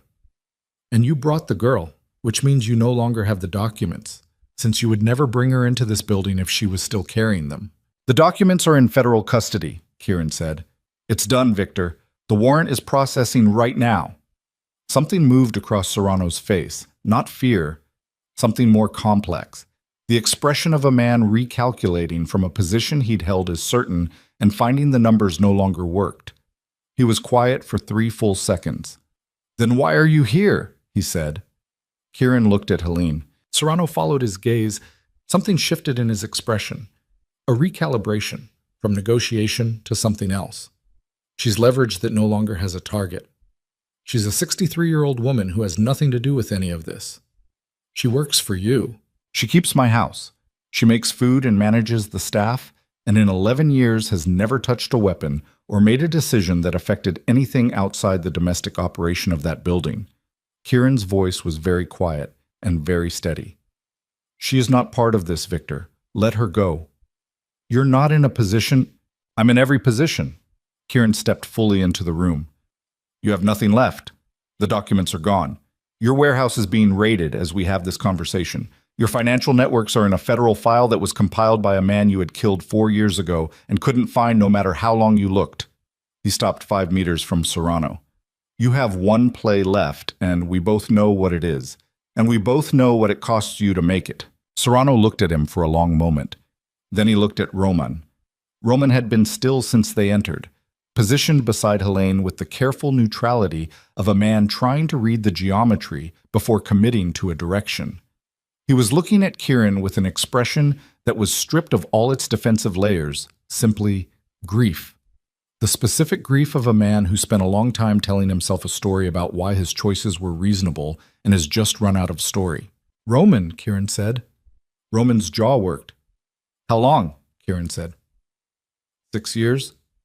The words came out with the exhausted flatness of a confession that has been rehearsed so many times in private that the actual delivery feels anticlimactic. "Serrano approached me 6 years ago. I was—" He stopped. "It doesn't matter what I was. It matters to me. Gambling debts." Roman said it to the floor. "Not mine. My brother. He was into Serrano's people for an amount I couldn't cover any other way. Serrano said one favor. Just one." He looked up then, and his eyes were ruined in the way of a man who has been living at an angle to his own conscience for so long that the strain has become structural. "There was no just one." "Marcus," Lyra said. Roman looked at her.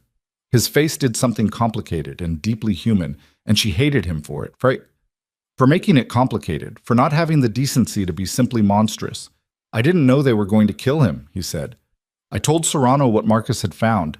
I thought—" He stopped again. "I told myself they'd scare him off, pay him, make it clean." "You told yourself a story," Lyra said. "Yes. And when it wasn't clean." Roman closed his eyes. "I told myself a different story." The room was very quiet. Outside, the rain on the harbor-facing glass made a sound like static, like a frequency just beyond the range of comprehension. Lyra looked at the man who had fed her brother's location and her brother's work to the people who had him killed. She felt the weight of Marcus's letter in her body. Not in her hands, not physically. It was in a federal agent's jacket 12 blocks away. But she felt the weight of it in the way you feel the weight of a thing that has been carried for a long time and has left its impression in the muscle. She walked toward Roman. He didn't back up. She gave him that. He stood and took it. "You're going to testify," she said. "Everything. Marcus, Serrano, the 6 years, all of it. On record, in detail, every name, every date, every story you told yourself." She stopped 2 feet from him. "And then, you're going to live with what that looks like when it's out in the open air instead of locked inside your head." "Lyra," he started to say something that might have been an apology. "Don't," she said. "I don't want it. Testify." Roman looked at Kieran. Something passed between them. The residue of whatever they had been to each other for 11 years, everything that meant in the context of what it turned out to be built on. It wasn't nothing. That was the terrible part. It was something real, genuine, and rotten at its center simultaneously, the way the worst betrayals always were. "I'll testify," Roman said. Serrano made his move then.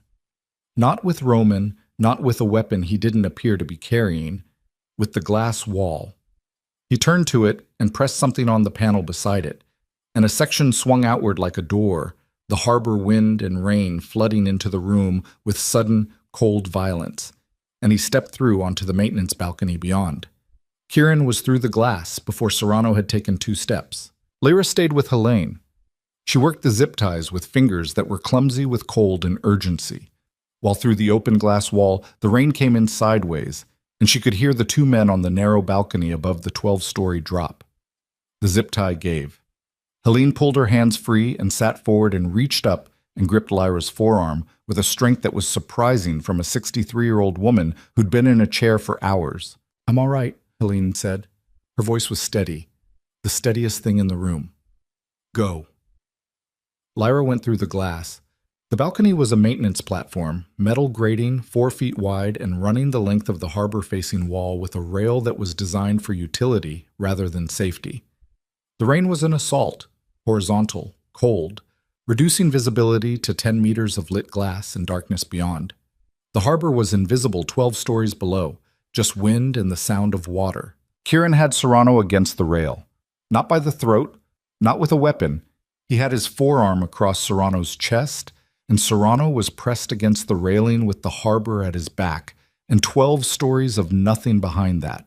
And Kieran's face was 6 inches from his, and what was on Kieran's face was the thing Lyra had been afraid of since the night she'd watched him look at the bruising on her face, and then look at Nolan. Not rage. The thing past rage. The cold, settled, inevitable thing that had no heat in it at all. "Kieran," she said. He didn't look at her. 4 years, he said to Serrano. The rain was in his voice, in his hair, running down his face. The wound on his side had bled through completely now, and the rain was washing it down the front of his shirt in diluted rivulets. Marcus spent the last months of his life terrified and alone because of a machine you built. He died thinking he'd failed, thinking the city was going to swallow everything he'd found. His voice cracked on the last word, just barely, just enough to be human. He didn't fail. It took 4 years and cost everything, but he didn't fail. Serrano said nothing. His face was doing the thing that faces do when the body understands something the mind hasn't accepted yet. A blankness. A waiting. "Kieran." Lyra put her hand on his arm, not pulling, just present. The same way he'd put his hand over hers on the door handle. Just present. "The federal team is moving on the warehouse right now. Serrano goes to trial with everything Marcus compiled. He goes through all of it, every document, every photograph, every name, in open court." She kept her voice even. "That's the ending Marcus built. Not this." Kieran's forearm was rigid under her hand. "This ends with him standing in front of a judge looking at what he built," she said. "Everything exposed, all of it out in the open where nobody can make it disappear. That's what 4 years of Marcus's work was for." She pressed her hand against his arm. "Don't let him turn this into something else." A long moment. The rain on the grating, the harbor wind pulling at everything it could reach. Then Kieran stepped back. Serrano straightened from the rail and looked at the 2 of them with the ancient, patient eyes of a man already running his next calculation. He opened his mouth. "Don't," Lyra said. "Whatever it is, don't." He closed it. They brought him back inside through the glass wall, and Roman was sitting at the conference table with his hands flat on the surface and his eyes on nothing in particular. and Helene was standing by the door with her arms crossed and her chin level, and the room held all of it. The 4 years and the betrayal and the letter and the harbor outside and the rain that had been falling over Blackwater City since the night all of this began. The federal team arrived 17 minutes later. Lyra sat on the floor of the corridor outside the suite with her back against the wall and her knees pulled up and let it happen around her. The footsteps, the voices, the specific controlled vocabulary of law enforcement moving through a space and making it official. Someone put a thermal blanket around her shoulders at some point. She didn't remember asking for it. Kieran came out of the suite and sat on the floor beside her. Not dramatically. He just sat down with the careful, incremental movement of a man who was overdue for it, his back against the wall, his shoulder 6 inches from hers. A paramedic materialized and opened his side without ceremony and did things with gauze and tape that made Kieran's jaw work, but drew no other response. Lyra watched the paramedic work without looking away, cataloging the wound with the specific attention of someone who needs to know the actual damage rather than the managed presentation of it. Through and through, the paramedic said, "You need a hospital." Later, Kieran said, "That's not how—" Later, the paramedic looked at Lyra. She looked back at him. He packed up his kit. They sat in the corridor while the 12th floor was processed around them, and the sounds of the operation moved through their specific phases.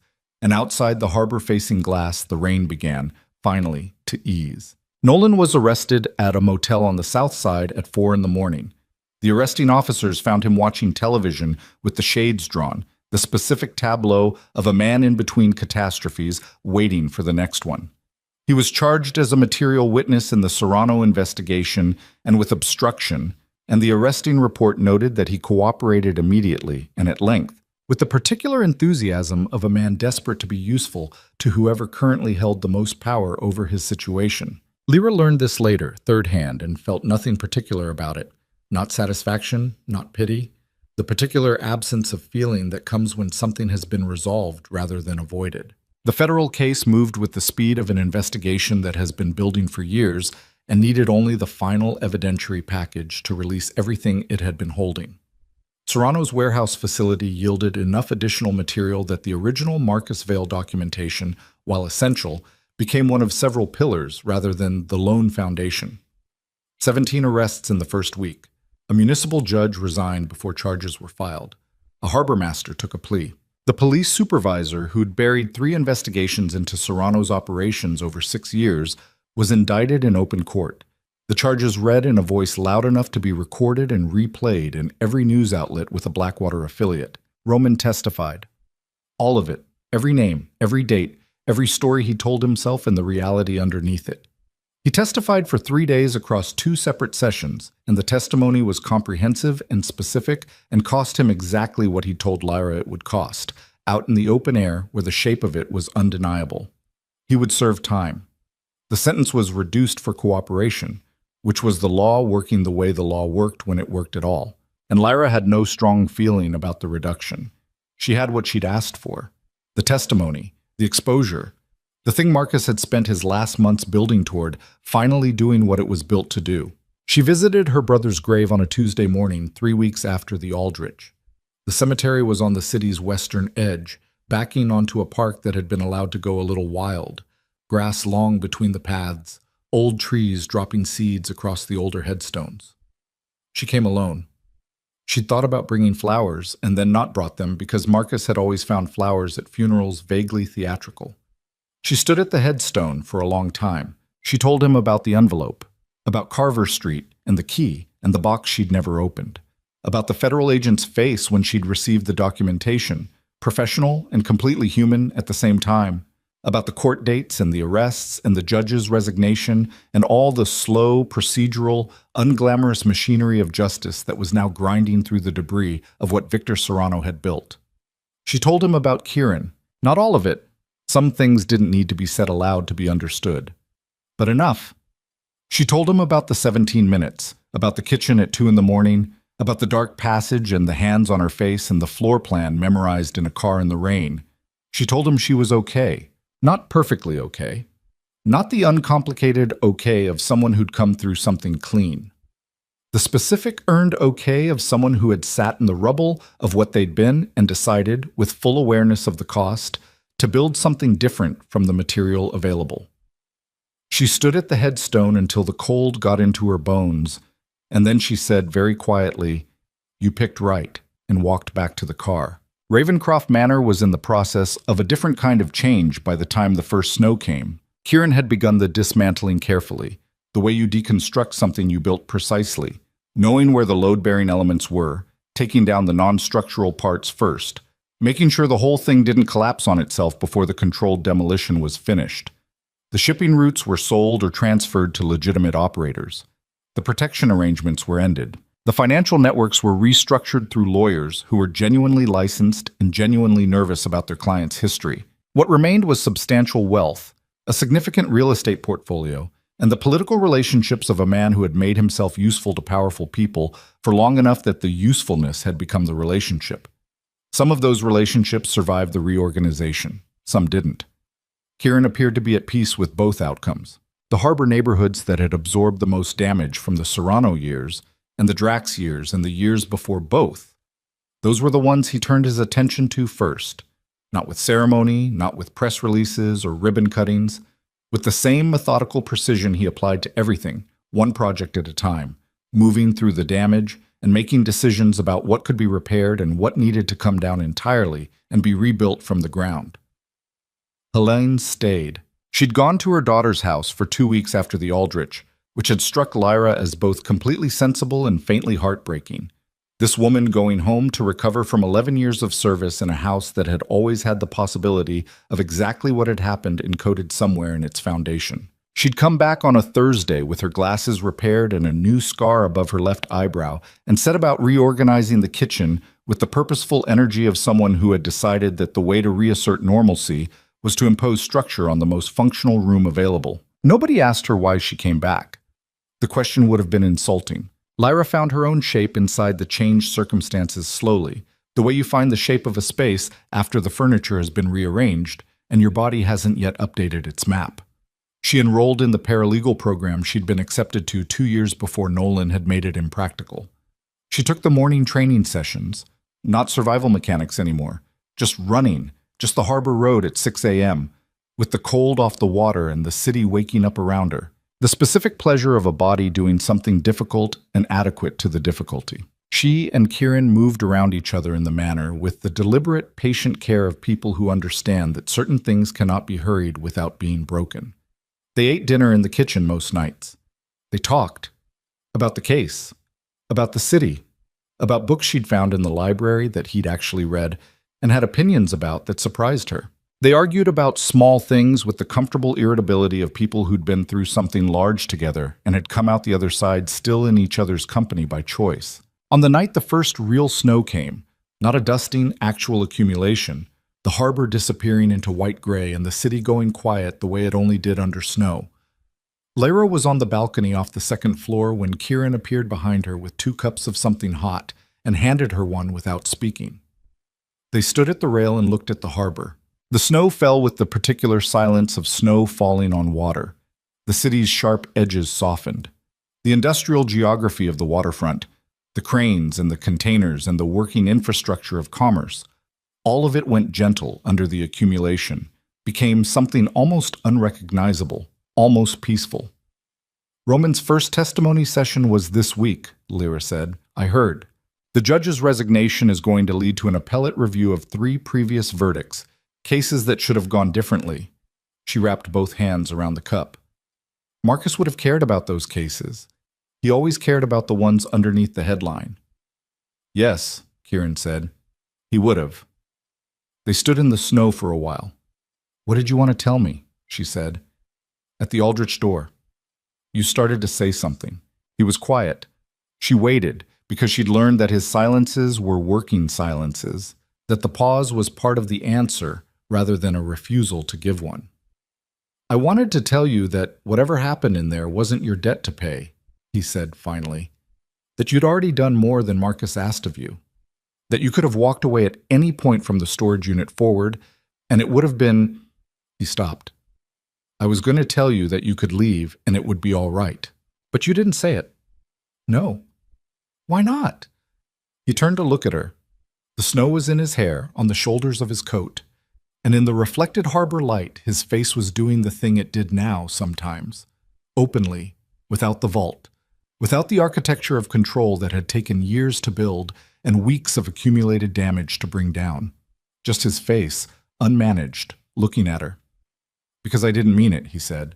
The snow fell between them and around them and onto the harbor below and onto the city that was slowly, in its unglamorous and incremental and very human way, beginning to be something different from what it had been. Lyra looked at him for a long moment. "No more running?" she said. The corner of his mouth moved. The real one, the full one, the one she'd been cataloging since the kitchen at 2 a.m. when she'd first understood that it existed. "No more running," he said. She took his hand at the railing. Not carefully, not tentatively. The way you take something you've decided to keep. He held it. Below them, the harbor disappeared into white. The snow kept falling over the sleeping city, over the empty cranes and the quiet docks, and the neighborhoods beginning their slow reconstruction, over a cemetery on the western edge where a headstone stood in the cold without flowers, because the person it marked had always found flowers theatrical, over courtrooms that would spend the next 2 years processing everything a dead man had spent his last months carefully building toward, over every street and every corner and every specific geography of Blackwater City where something had happened that could not be undone. It covered all of it equally, the damage and the repair, the loss and whatever was being built in the space the loss had made. The snow fell and the city breathed, and the two people on the balcony stood in it together without needing to say what they both already understood. Some things were finished, some things were just beginning. And for the first time in longer than either of them could accurately measure, the difference between those two categories felt like something worth staying present for. The night held them quietly. The harbor glittered beneath the snow like stars the storm had brought down to earth, cold and bright, and entirely indifferent to human weight, and somehow, in that indifference, more beautiful for it.